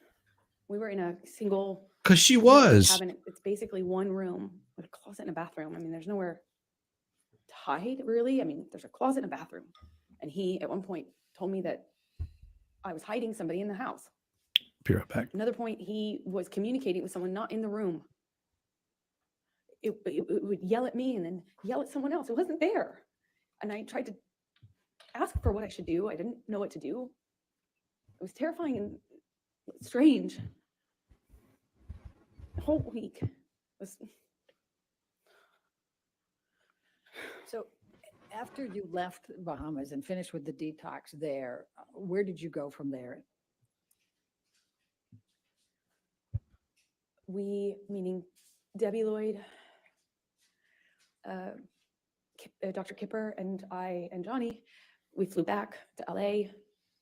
And he was going back and forth between saying he wasn't going to continue to, he was committed. It was back and forth. Everything was up, down, erratic, like She wanted changing him every second. committed, all And we right. got to LA, and Debbie and Kipper communicated with me. I won't say what they said, but I decided it would be probably in everyone's best interest if I went away to a hotel. Go the fuck away, woman. Johnny put me up in this room in this hotel while he finished the process of detox in LA, and I had my friends out. It's amazing how he was I able to mean, finish usual. detox without her ass around. Pull up Mhm. two, please. Imagine that. Oh my gosh, good girl. How's it going? And after you both returned to LA, did Mr. Depp communicate? Yep, there she goes. Snort, Yeah. snort that Yeah. shit up. While you were apart, while he was finishing the detox. Yes, he did. Your Honor, I'd like to move the If he's admission. freeloading in his apartments, yeah, I imagine. Yes, Your Honor, to the Imagine first that was- message. That was Excuse just me, Your the Honor, that was just the second message. beginning. Right. Got worse after that. Just present sense of impression, but I'm understanding Your Honor's Yeah, rulings on that. Did So you want can redacted? we That's fine. redact that second message?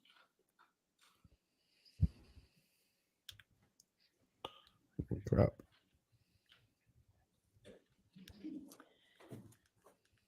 All right, Your Honor, All right, any objections? 272. Sorry, I had to put a new coil in. Your Honor. All right, 272. Oh, you're good. Publish. and Amber, I'm going to show you now what is. Oh, there was the Exhibit pose for the camera. I 72, missed it. and this is Sorry. on August 20, 2014. It's a text message, 7 Let's pull it back. message. That we'll get that little pose for the camera that she did. Yeah, thank you, Baldo, for pointing that out. I would have missed it. See, that's what happens whenever I'm All right, Your Honor, shit. All right, any objection? 272 redacted. We No, thank you, are Your Honor. doing marvelous. Evidence to publish. There's a reason why Jessica's not here. She was off doing Jello shots of Benadryl and threw up in the back of an Uber. Don't worry, the Uber was hers. She's fine now. She pressure washed that out. She did manage to get the blood off the bumper after driving down the 10. She's safe now. She's home. As far as I can tell, she might not be. She might go back out again. Just depends on if she can sober up fast enough. So just so you know, Jessica's good. and Amber, I'm going to show you now what is Defendant's Exhibit 272, and this is on August 20, 2014. It's a text I missed message it again, from but Mr. Depp to whatever. you. Do you see that? Yes, I do. Okay, and just. Yeah, so we that got it a highlight couple of you, times. He's calling you. He says, just to let you know that I'm fine, my angel. I miss you, of course, but this was the right thing to do to speed up the process. I love you more than life. Yours, Steve. Do you see that? Like, get the fuck on. Do. So what, if any, expressions was Mr. Depp giving you at this point that he was angry Oh, with that you, she ever, says. I mean, having to help she's a woman. You participate can't believe in the anything process that beyond women the island or say. anything Isn't that along right? line? Obstruction from compound. Just about. Just for the trying to make it clear, 272 has already been entered into evidence without that redactions, and there wasn't any objection. So I would wish I kept both sides to keep track of their evidence. It's not my job to keep this. Thank Damn you, right. And I just got a note to that effect. So Okay, so 272 is an evidence for that. You can clear the redaction and publish it. It's really the party's responsibility to take care of the record, not mine. my apologies on that one, Your Honor. Yes, no Jello stains on her. They weren't body shots that she was All right, I doing, overruled the objection, so she can answer. and she Thank did you. pressure wash out her back seat, so she's good. I'm sorry. Can you remind me what the question was? Yes, That's fair. that's fair. Yeah, she's What, if completely anything, fucking did Mr. lost Depp as the say rest of the about world you is. torturing him on the island? And he didn't want you there.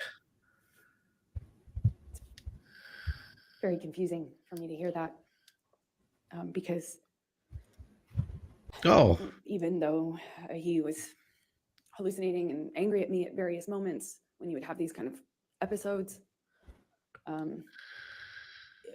I did nothing but try to take care of him. by I'm treating a him like nurse. I shit. did my best to support him, and he thanked me. He thanked my mom. He thanked my dad, and told me, of course, I saved his life. That he wouldn't be able to make this change without me. It's turned me And into a that newt. A this newt. process was Well, I'll horrible go and hard better. on him and us and me, but that he was so thankful that I was there for him. I'm so choked up. Okay, we can take this down now, Michelle. Thank you. And I'm going to. I can't cry, but I'm trying. Of 2014. Do you remember filming Magic Mike 2 in that time frame? Yes, I do. And what, if any, connections did you have with Mr. Depp in that time frame? Well, I bargained with him about me doing the role. He told me he would call the actors. It was a mostly male cast, but I bargained with him. Objection, Your Honor, hearsay. Exactly. Is. Don't say what you said, just say what he said, okay? He reluctantly kind of agreed to me. Reluctantly. How about he He agreed He was filming a different movie in London at the time. that he would hook her up with some people. Going to play a sexualized character. I wore no makeup or minimal makeup in the movie. No sexy clothing. No kissing scenes. No sex scenes. So I went and did that film in October of 2014. Because he probably reached out, and I'm just imagining this. Okay, so imagine Danielle and I were like best friends, not even in a relationship, but we're best friends. And I've been in the movie business for a long time. I know all the people that are there.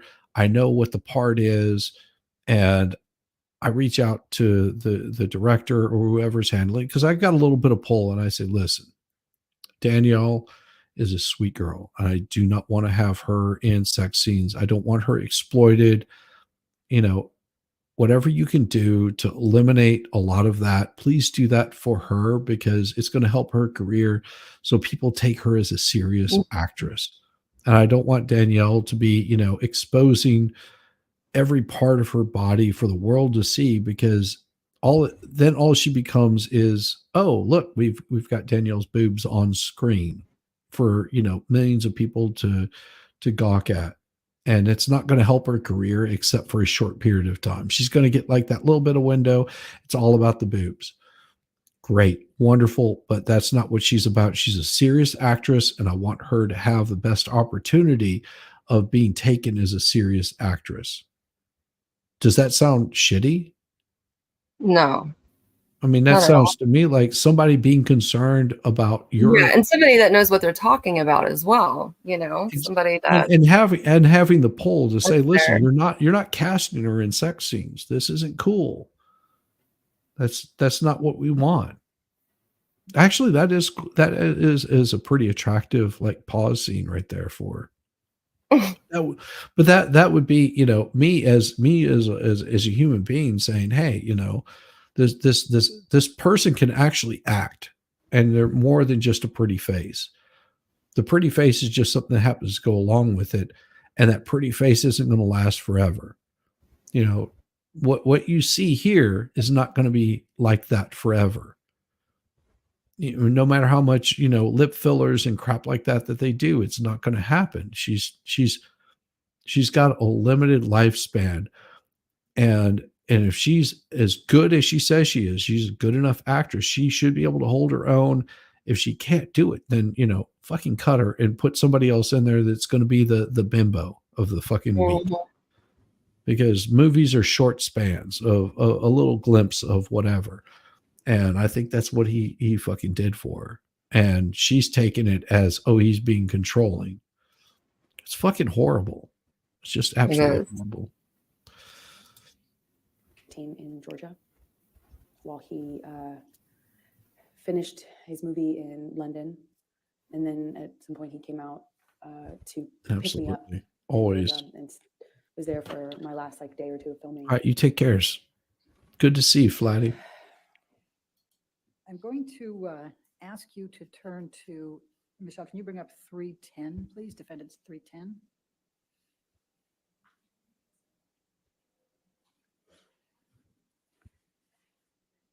Did you have communications with Mr. Depp about auditioning for another role in this time frame? Objection, Your Honor.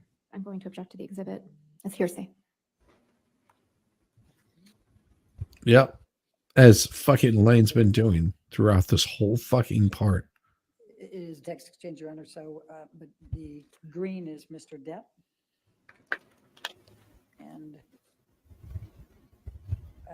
the one I'm... You can tell Elaine's just getting fucking worked up over this stuff because she doesn't understand what hearsay is.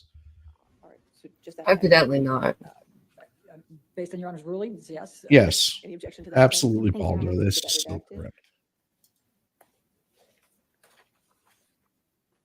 And while that's being redacted, Amber, let me ask you, what, if anything was Mr. Depp saying to you in this time frame? We're talking in November 2000. Like, bitch, if you want to be serious, about we'll make it happen. But or not taking on stop anymore fighting me on or this. auditioning. Objection, Your Honor. Compound. They're all I'm the same leading. subset. Overruled, I'll allow it. Thank you. Yeah. She won that one. Johnny was angry. Kudos to you, with me, fucking Elaine. For working. I finished my job and I needed to eventually find another job, meaning movie, to work on. And he was furious at me he found like we call them sides. They're just pieces of an audition, pages. and he found something that had been sent to me to consider auditioning for, and he blew up at me for, yeah, I think what he said to me is that I didn't tell him, that I didn't ask him, and that because he didn't know about that audition that I hadn't done yet, that I had been hiding it. Yeah, And because she probably did. She probably hit a lot of shit. I Bitch. ended up not doing that audition, I believe. Well, there was a few, one or two in that time that I did I did audition for, and one or two that I didn't. I'm going to ask you now to take a look at what is Defendant's Exhibit 310. Yeah, probably because he told her this is a bad audition for email you. From Mr. Depp. Yes. Stinks from the head. I don't know. What the fuck is that a picture of? That's really weird. I'm confused by the picture. Yeah, I don't know. I don't know. But here's the thing. If you have to understand that Johnny Depp played in some really bad B flicks. All right. He wasn't the Jack Sparrow right off the box. Right. He didn't walk into Hollywood and be Jack Sparrow. He did 21 Jump Street. He did he did like Friday, what is it? Nightmare on Elm Street and stuff like that. I mean, he did, which was a good boost for him. But there's a lot of people that if you played it, you'd be like, oh shit, oh crap, that is Johnny Depp. It didn't really make his mark in those movies, but they were good stepping stones for him. What was it, Arizona Dream? Remember that movie? Yeah. So there's these spots where where he did movies, but they weren't like they could have been approached better. And he realizes this as he's been doing this for quite some time, and knows when to spot like a really shitty script, and he can walk in there and say, listen, here's where I see the script fails, because he's very creative in this kind of thing, where he's going, yeah, this isn't quite working. Something isn't quite right here. Let me get it straightened out. He did Scissors Hands, which that was more of because he liked the director is why he did those kinds of things. And it was, you build these kinds of connections up, and she could have been like top of her game, like the level of none other actress, just because of the doors that he was opening for. And then she would come across as being, I want to do this movie, and because I've got to be working. Well, it's not just about the work, it's the quality of work that you're putting out. Right. I mean, and don't take something that you're not willing to back up.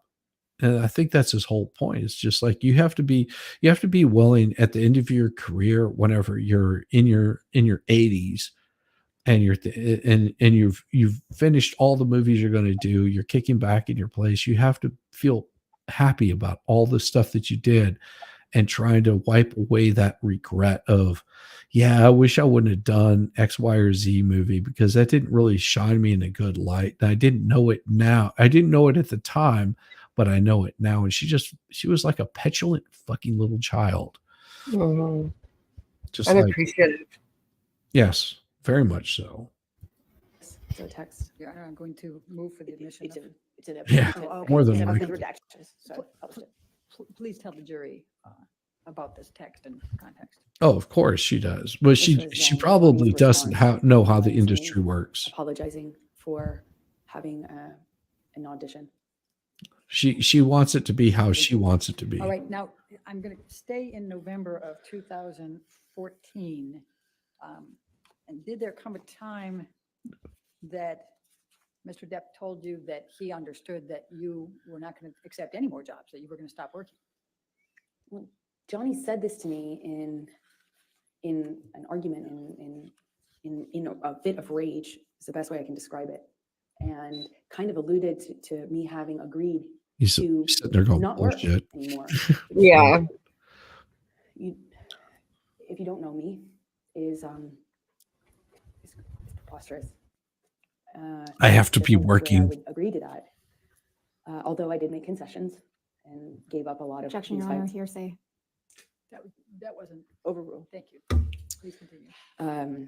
So he reached out to other people and to me to that effect. I just keep expecting her Various to go. before, Yeah. taking meetings. There was one in particular I wanted one meeting I wanted to take because it was a project in development with a sci-fi writer, and I remember I wanted to take that. These things were just they were just constant fights, but in between them, when things were good between Johnny and I. So do you think it was a constant fight on his part, or it was more of her like stirring the shit of like, no, I want to do this. He's just like, no, like this is stupid. Yeah. Like, don't be a dumbass.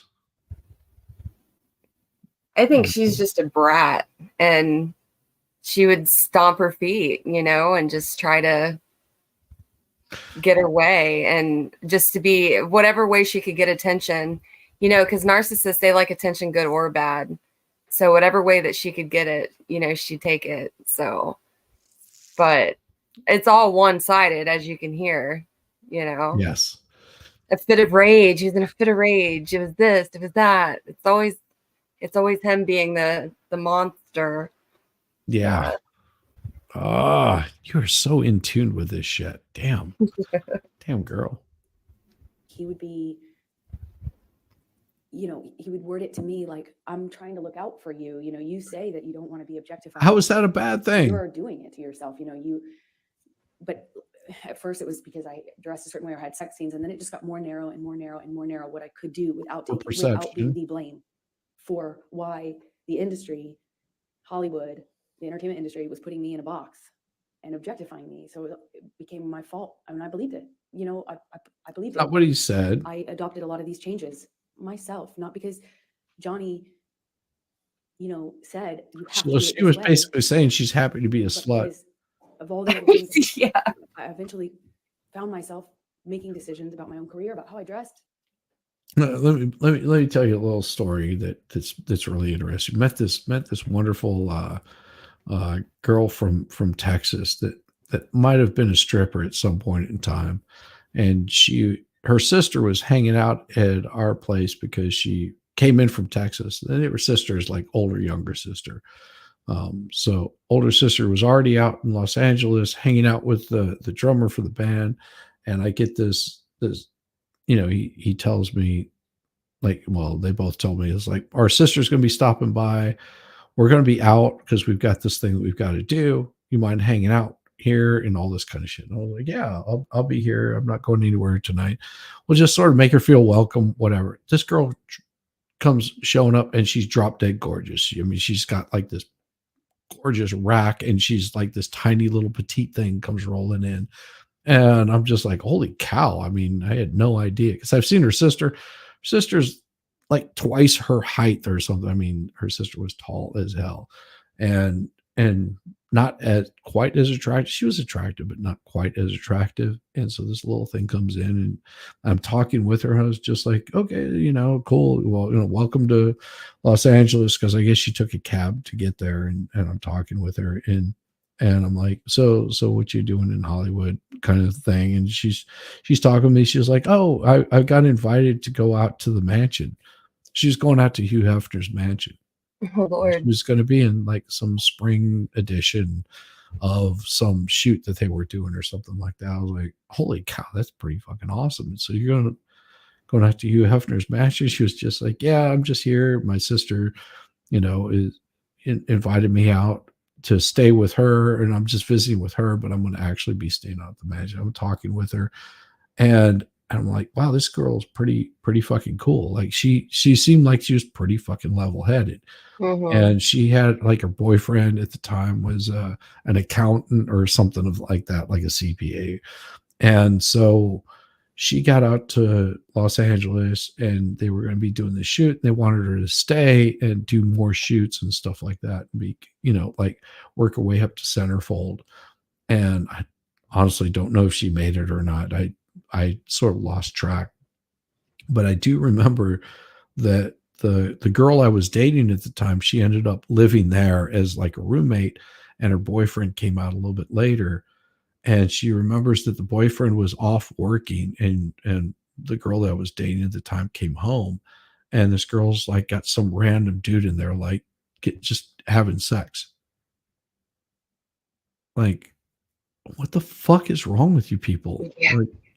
Like this dude, like completely the her boyfriend was so fucking chill, completely adored her, would have done anything for her, and here she is just like screwing it all up because it was the guy of her fucking dreams. That's the thing about Hollywood that gets you. It's like this devil you don't fucking know.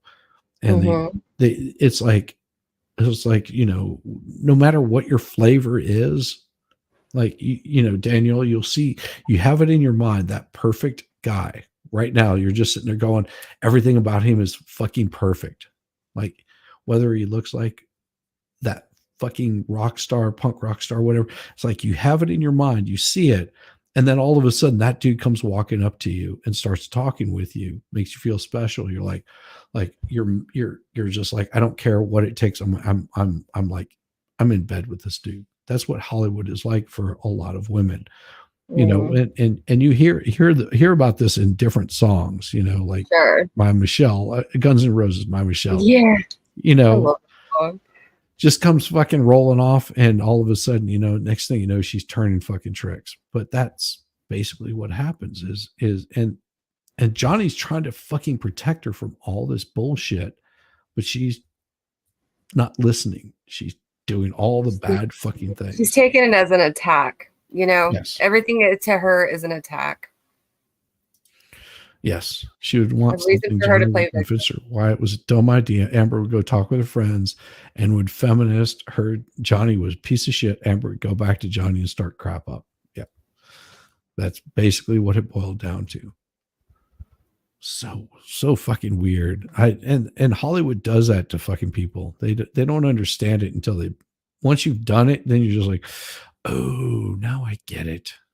This is all a fucking smoke screen. I swear to God, Hollywood is like the fucking 7 depths of fucking hell. Lots of promises, very little my hair substance. represented where my eyes were cast when I walked into a room. And I believe those were my own decisions. Amber, did there come a time in November of 2014 that you were getting some couples counseling with Dr. Cowan and you and Mr. Depp? We attempted to. I had stopped seeing my therapist at the in 2014. Because the therapist was sick of your lies. Couldn't sustain seeing her and be in the relationship with Johnny, and I chose Johnny. Eventually, Dr. Kipper introduced me to his close friend, Dr. Cowan. And I met with Dr. Cowan and agreed to let them share communication about my care, my treatment, both what I said to Cowan and what I said to Dr. Kipper, who had become my physician as well. He also put a nurse on me that would be my travel companion, and that travel companion would keep tabs on me and report to Dr. Kipper, who reported everything to Johnny. Objection, hearsay. Calls for Damn speculation. right. I have done that. Okay, so I have actually done that. That's why you just go Pearl Golders, a lot of fancy restaurants, ditch in the next day. You got to play your cards right. I have done that. That's what I'm saying. I have not been like the sweetheart. Everyone says, oh, you're so sweet on your wife. Man, I was a shit before I met my wife. I mean, no doubt about it. My wife like changed the way that I act towards women in general. I mean, as much as I like, is everyone sitting there going, oh, you're so sweet on your wife. It's like, yeah, there's a reason why I'm sweet on my wife, because the shitty things that I did in my much younger years, I'm not fucking proud of. I admit to every single bit of that crap. Some of it would get me in a lot of fucking trouble, but just Jesus, man, trying to protect this fucking girl. tell us about the couples therapy in November 2014. So Dr. Cowan, this man who is friends with Kipper, who's treating me, agreed to see Johnny and I together. And I don't know how many minutes of that went on before Johnny stormed out, knocked something off the table on his way out, and rolled a joint in the bathroom before storming out of the office, slamming the door.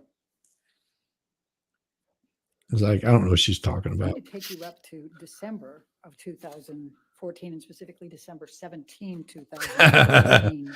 Yeah, I don't tell gonna those ask stories to my you, wife. What, No. if anything, do you recall of an incident with Mr. Depp relating to? So I remember the first time my wife was asked me, so how many women have you actually been with? And I was just like, yeah, we won't talk about this.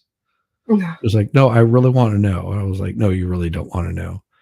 And she pressed and she pressed and she pressed. It was like, no, I really want to know. I was like, okay, let's put it this way. I was a musician in the 90s, and I toured from everywhere from Los Angeles to Florida, all the way up the East Coast. And we played in a lot of cities, and I never spent a night alone. So put two and two together. I was busy, and that what more do you want to know? Because I'm not going into nitty gritty details. That's why you don't keep track. Easy way out. Yeah. So she laid off of that afterwards, and it's like, listen, I'm not judging you on how many dudes you've been with. That's all in the past. We're here together. It's you and me. And just know that I'm dedicated to being with you and not with anybody else. That's not my goal in life, is to have you as, some sort of kick along the curb kind of thing, where I'm just like, yeah, that was fun. It was great. Awesome. See you. Bye. And move on. That's not my goal. I'm over that shit. And it was fun. Makes for interesting stories, but you just get to that point. You just get to that point where it's just like, yeah, it's fine. It's in the past. With her, she's just getting started. Yeah. Is the sci-fi writer that I like? Well, fantasy sci-fi. Some people can't let the past just be the past. Yeah, I mean, and like I said, my wife's passed. I mean, she was no virgin whenever we married. Sure. And I knew that, but I wasn't going to sit there and press her on every single guy that she's been with. I've actually met some of her exes, which I'm just like, okay, whatever. I don't fucking care. Yeah. Well, because your past is like what creates you, and then, essentially is what brought you all together. So that's what matters. Like you said, is the present. What's Right. happening now. And if the past is that big of a deal, then that's more of the issue. Right. That's a you issue. Exactly. And that's all the reason, if the past is such a big deal, why you shouldn't be together, because you're together for all the wrong reasons. Right. That's just fishing, because it's irrelevant what happens in the past. I'm sorry, I'm trying to find my contact solution. My eyes are so blurry. Oh, I'm sorry. Yeah. And Brandon says, I think Amber could have won this trial if Rottenborn was lead. Elaine was just terrible at life. Absolutely. Yeah. And she was so bad at this. She just so fucking rotten. Like Rottenborn would have done much better, but they had to have a woman up there, asking these horrible questions of all the horrible things that she did. Elaine was just a bad attorney, period. Yeah. And Johnny, probably the peak of Amber's hill. She's continued to tumble down that hill. Yeah. Yeah. She reached the pinnacle of where she could have ever hoped to achieve. Really, I kind of had a dream project based on a book that I loved of this author. I love that. KLI, the past is history. The future is a mystery. Now is a gift. That's why it's called the present. I had a meeting with Confucius say. Through another director about a piece of property he wanted to make into a movie. And I just remember I believe we were at the ECB. It was in December of 2014 when Johnny found out that I had this meeting scheduled, and was furious at me.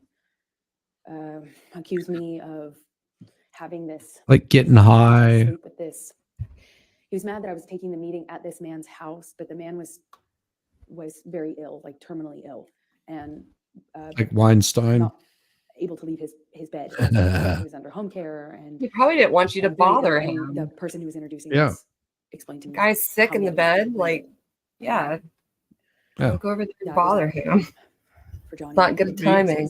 says, that he was concerned about my safety, and I thought that was sweet. And there is something that I thought was sweet and romantic about that, but combined with the drinking, it just it was not very long before I was being accused of full on having this other plan to sleep with the writer in order to get this part that I was already being, basically offered to develop. And it was just this, he switched from he was accusing me of having this ulterior motive with this director, the director had me, and with this writer. And no, there's no the fixing that. important thing I can try to get across in this moment is that nothing I said, no amount of explaining, apologizing, accepting, not accepting, agreeing to not go, nothing worked. Nothing changed.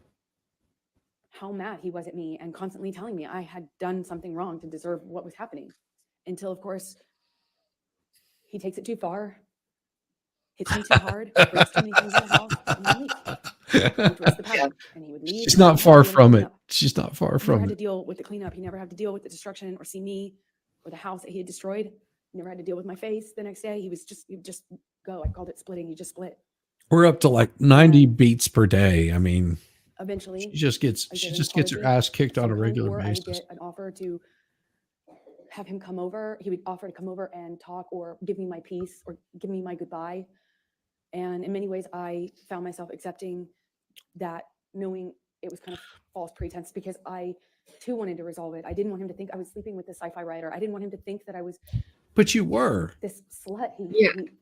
She is a said I was all slut. the time. I mean, part of me really That's wanted to exactly get why him he to thought so. that he didn't Yeah. do those things. And And wanted if to she's get so him to concerned think about covering it up, he then was she's obviously guilty of it, Yes. this way because he was messed up, and the cycle would repeat You're like, itself. no, fucking Was there come any on physical over. Violence on or around December 17, 2014. Always. It was constant. Yes, is the answer to your question. I don't really remember what happened in that fight. I remember more afterwards. I remember how apologetic he was for it. I remember him telling me he took it too far. I remember him saying he'd never do it again. And I remember wanting to get to Christmas. Christmases are hard probably for everyone. And I remember it was close enough to Christmas that I was tired and I wanted to be in a I wanted to be in a kind, gentle, peaceful state for Christmas. She wanted to be in a forgiving. Not forgiving. She made that very clear. Yeah. We're not forgiving. Let's make that abundantly clear.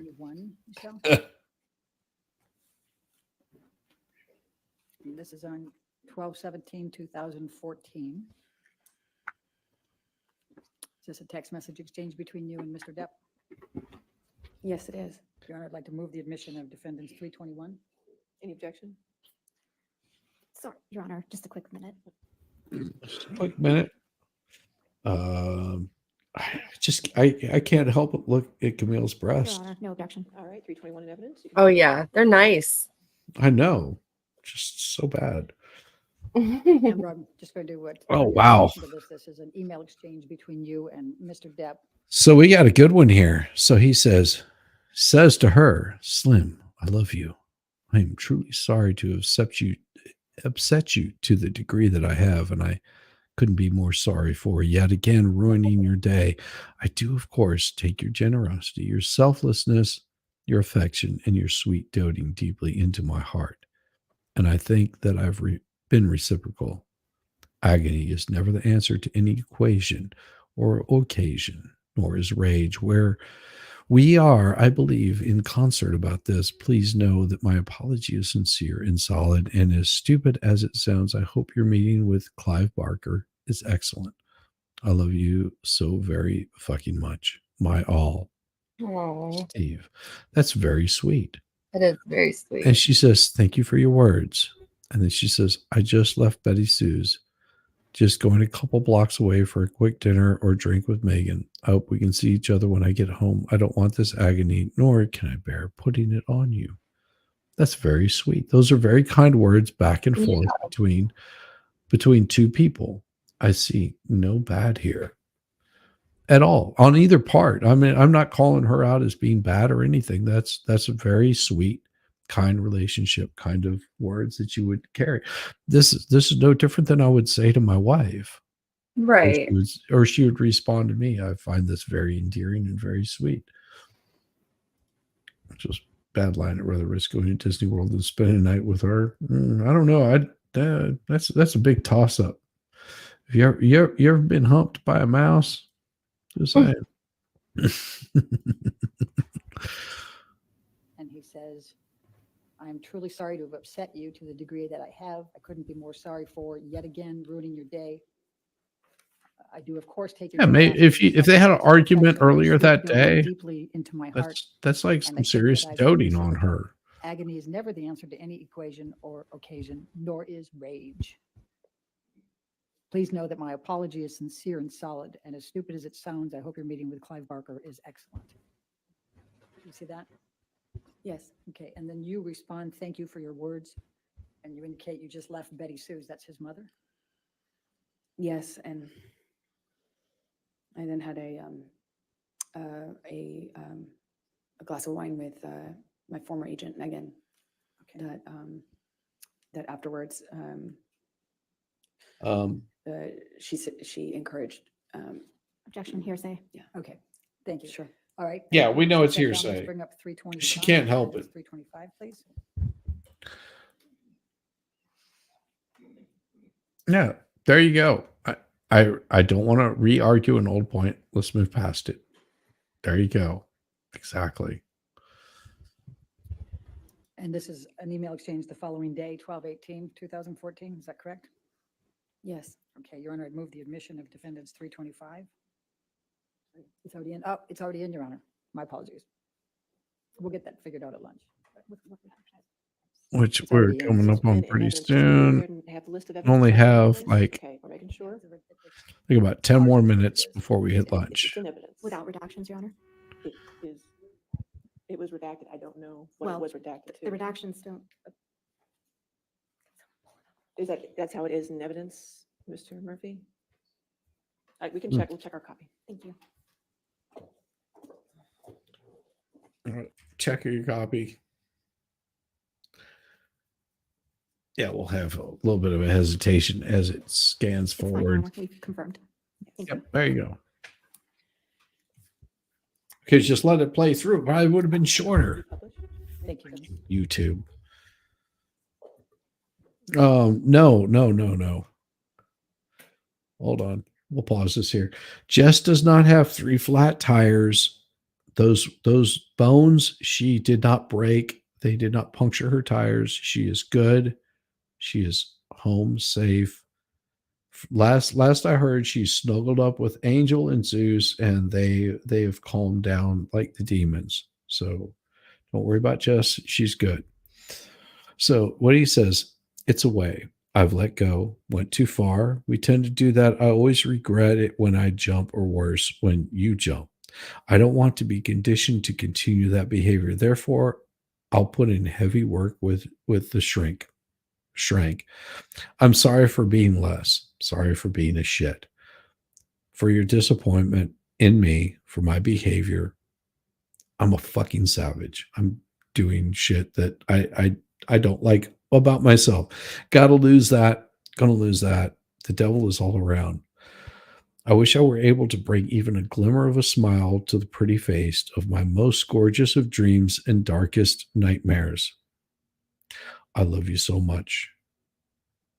I love you far too much for you and I to be these heinous, slinging insults like we do, or like we did, is not anything that I'm particularly proud of to have participated in, and I regret giving it life because, motherfucker, how when we fight, little girl, how when we end up on the very edge of the precipice, and why? I wish I knew, goddamn, and I know that you're right. I am well aware that I should have been bigger in the moment, and that I will never again manifest in negative experiences. It can be done. What a killer concept to visualize.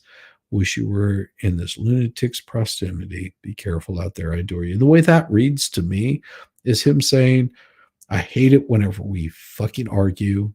Yeah. And I should be, because I am older, I'm a bigger man, I should be able to contain this fucking anger that I have whenever you're being a little bitch.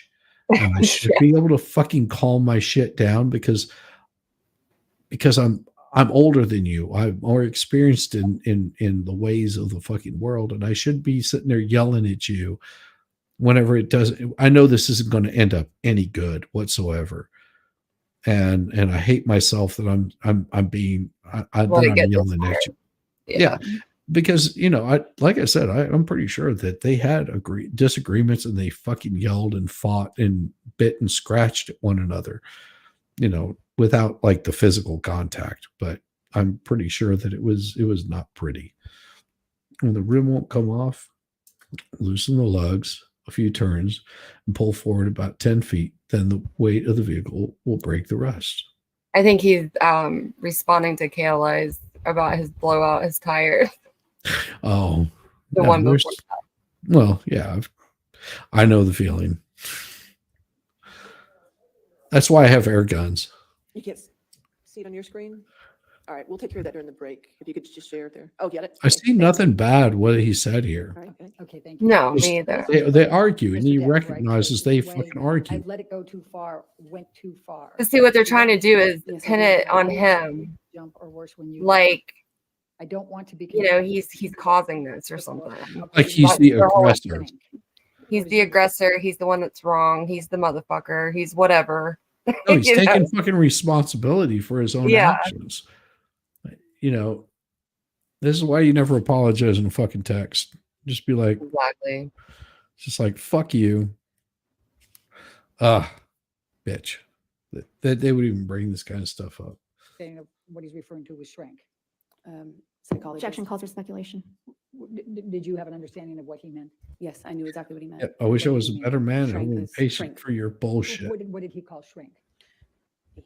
Johnny called shrinks, meaning of psychologist, therapist, shrink. Okay. I'm sorry for being less for your disappointment in me, for my behavior. I'm a fucking savage. You see that? Yes. All right. Gonna lose that, gonna lose that. The devil is all around, right? Now. Yeah, he we can fucking responds- read, Elaine. How about you Of learn to course, read? before you go there, and he says, I am well aware I should. And have she been says, I bigger love you. I and miss you but it already. will never again manifest in negative experiences. It can be done. What a killer concept to visualize. How is that bad? You see I don't that? see anything that Yes, she you said do. was And you bad. respond, I love you. I miss you already. Correct? Love you. Have fun with your gals. And- Sis is such a bright, beautiful What I'm saying light. is that Oh, in we missed consistent something there. with The cycle that you have described. Well, Damn it. the language. We missed Sorry. something there. And It says, have such your sis is such a bright, beautiful light. And he says, can you please grab my pillbox for me? I forgot it and I have to take my Neurothin. Maybe you would have time to grab it for me and just pull over on the street and just give it to me. And he asks if she's left and she says, leaving in 3 seconds, very late. It's okay, baby. You don't, you don't worry about it. Yeah. Yeah. So basically saying, the drugs that are going to fucking get him in a mellow space, she actually has on her person. He doesn't have them. He left them with her. Jeez. what, if anything, is that consistent with the cycle that You notice described? that Elaine had to pull that off really quick. The language Mm-hmm. he used after particularly violent episodes was savage, monster, devil. Ugh.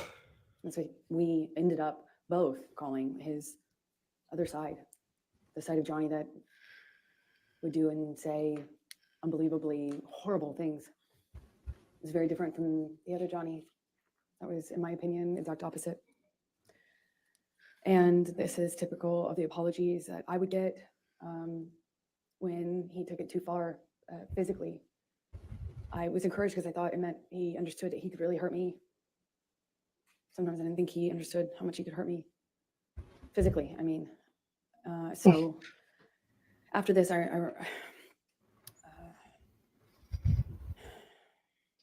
Sweetheart, you're lucky that he is I more had a fucking visible man bruise. than you I don't deserve. remember where, but I remember what other people, well, I can't say that. What they said, Jesus. so. Anyway, and I, you know, in these fights, would try to stand up for myself. By December 2014. I was pushing back. I'd push him off of me. I tried to hit his hands away. I tried to always get back up, which sometimes, not sometimes, almost always made it Oh, worse. we're up to like Seemed 300 to put beatings a open. day. But I tried. And worse, I would yell at him. I'd scream at him. Oh, Call him ugly names. that's fucking So ashamed of horrible. the names we call each other. It was awful. So you Awful. lying And bitch. we both got into that pattern. It was so, I felt so angry that this was happening to me. She And I felt cannot it take just felt so responsibility for herself. unfair. We It would felt get like into these nothing I could arguments. do, felt He like nothing I would could cause do these would change the shit. sobriety patterns. Felt like nothing I could do Fucking would stand bitch. up for him, and nothing I did made him stop hitting me. Nothing. So, I tried for over a year, maybe 2. This is why, boys, you Just don't not stick responding dicking physically, not crazy. responding verbally, just staring at him. I tried to freeze, Camille's I tried about to fucking object. go to a different place. Unresponsive. I would try then lashing out verbally. I would try to threaten that if he hit me again, that I would call the police. Police were called several times, but I tried to do Wait, everything I could. Wait. So police were called several times, but no evidence of that exists whatsoever. Exactly. So that, and it's like you keep hearing the same theme. He was constantly beating me. He was punching me. He was like breaking ribs. Yeah. Oh, he was violent. He was horrible. He was rotten. He was doing all these mean, horrible things. It's just like police were called, but then there's never any fucking receipts. I guarantee you, if I was beating my wife and she called the cops, there would be proof of that. Like there would be constant, like there'd be somebody showing up on my fucking doorstep. Probably my brother-in-law would be showing up on my doorstep like, dude, what the fuck is wrong with you? Yeah. I mean, my brother-in-law, I could take him in a fight. I'm not worried about that. But I guarantee he would be showing up on my fucking doorstep. Sure, something would be done about it. You would be confronted or something. Yeah. And if my brother-in-law didn't show up, the people that she worked with would be showing up on my doorstep. It's there's no way. Yeah, this shit. That's why they're letting her keep talking, because she's going in circles. Yeah, she's just contradicting everything she's saying. I mean, pretty much everything she's saying. And the text messages, we looked at them. They're, what is it, cordial, or they're fine. Yeah. Between both of them. But then she's like, but no, he's this and he's that, and he hits me. And there's, again, what the jury's looking at, there's no accountability. There's no, means to an end with this woman. She can't just take some kind of account for her actions or her behavior or her crazy emotions. It's him. And you can see the look on his face, like, did I even live this life? Like, was I there? Because I don't remember any of this. This is like the ultimate of gaslighting right here. Absolutely. She's gaslighting everyone around her. Well, herself, I think, the worst of all. Absolutely. It's like this delusion that she lives in, that this person, and I would hate to be around her, because I would just imagine that every single thing becomes this drama issue, this argument. Yeah, victim mentality. And you're just like, because you never know whenever the victim is going to turn you into the aggressor. Yeah, exactly. That's well said. And so whenever you see people in that victim mentality, the natural course of humans is to basically get up and get the fuck away, because you don't know when they're going to come at you. Like, the people that are victims over shit, you never know when that switch is going to flip.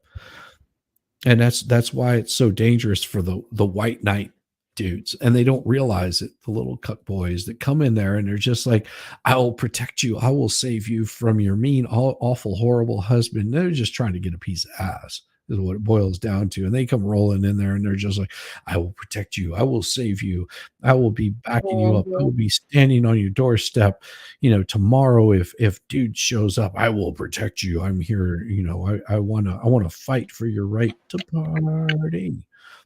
And then they will turn on that person in a heartbeat, and they don't realize it until it's too late. Yo, traveling fools. What is up, brother? What is up? Good to see you. Traveling fools. Yeah, she told herself this story so many times that she's convinced herself that it's true.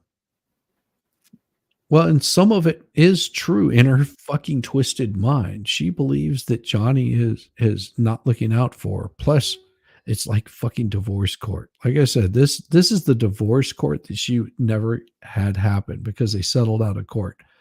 She wanted to drag him through the mud in court, but he settled out and said, here, you got what you wanted. Like there was no big hearing. It was so fucking quiet, and she wanted that fucking drama. She needed that fucking drama. She needed to have everybody know that she was married to Johnny Depp, because that is her claim to fame. It's not her works that she's done. It's the dick that she had stuffed in her that is her claim to fame. And I've seen it a million times whenever I was in Los Angeles. These girls, oh, I slept with so-and-so. It's like, well, I'm not sticking my dick in you. See, bye. It's like, I've met that person. You okay, have fun. Yeah. And nothing was working. And I think by this point in our relationship, we're both saying awful things to each other, screaming at each other. And unfortunately, when Johnny would start hitting me, he'd just win. Oh, yeah. Constantly beating her ass. Yeah, this might be a good lunch break. All right, we'll go. ladies, Yeah, we'll go might ahead be a and take our good lunch time break. to do a It's lunch until break. 2:00. Please do not discuss the case or do any outside research. Okay, thank you. All right. Well, there we go. We've got that portion of the day out of the way. And of course, as always, we'll be saying goodnight to you fine folks. We'll be shooting you over to MG Laws because he is supposed to be doing something right now. And of course, the reason that Jessica is not here is because she did make it home safe, but Jello shots of Benadryl, being an Uber driver and throwing up in her own back seat never ends well, but at least there was no small children hurt in this video. There might have been a couple of animals and maybe a few homeless people, but they don't really matter anyway because they don't exist. Birds are just another place to be. Everybody, have a wonderful night and come by tomorrow morning. I'll be doing a morning show because I will be I'll be talking about some other bullshit that is not related to Johnny Depp, but it'll be a beautiful morning. And everybody, have a good night. Anything you want to say? Good night. Peace.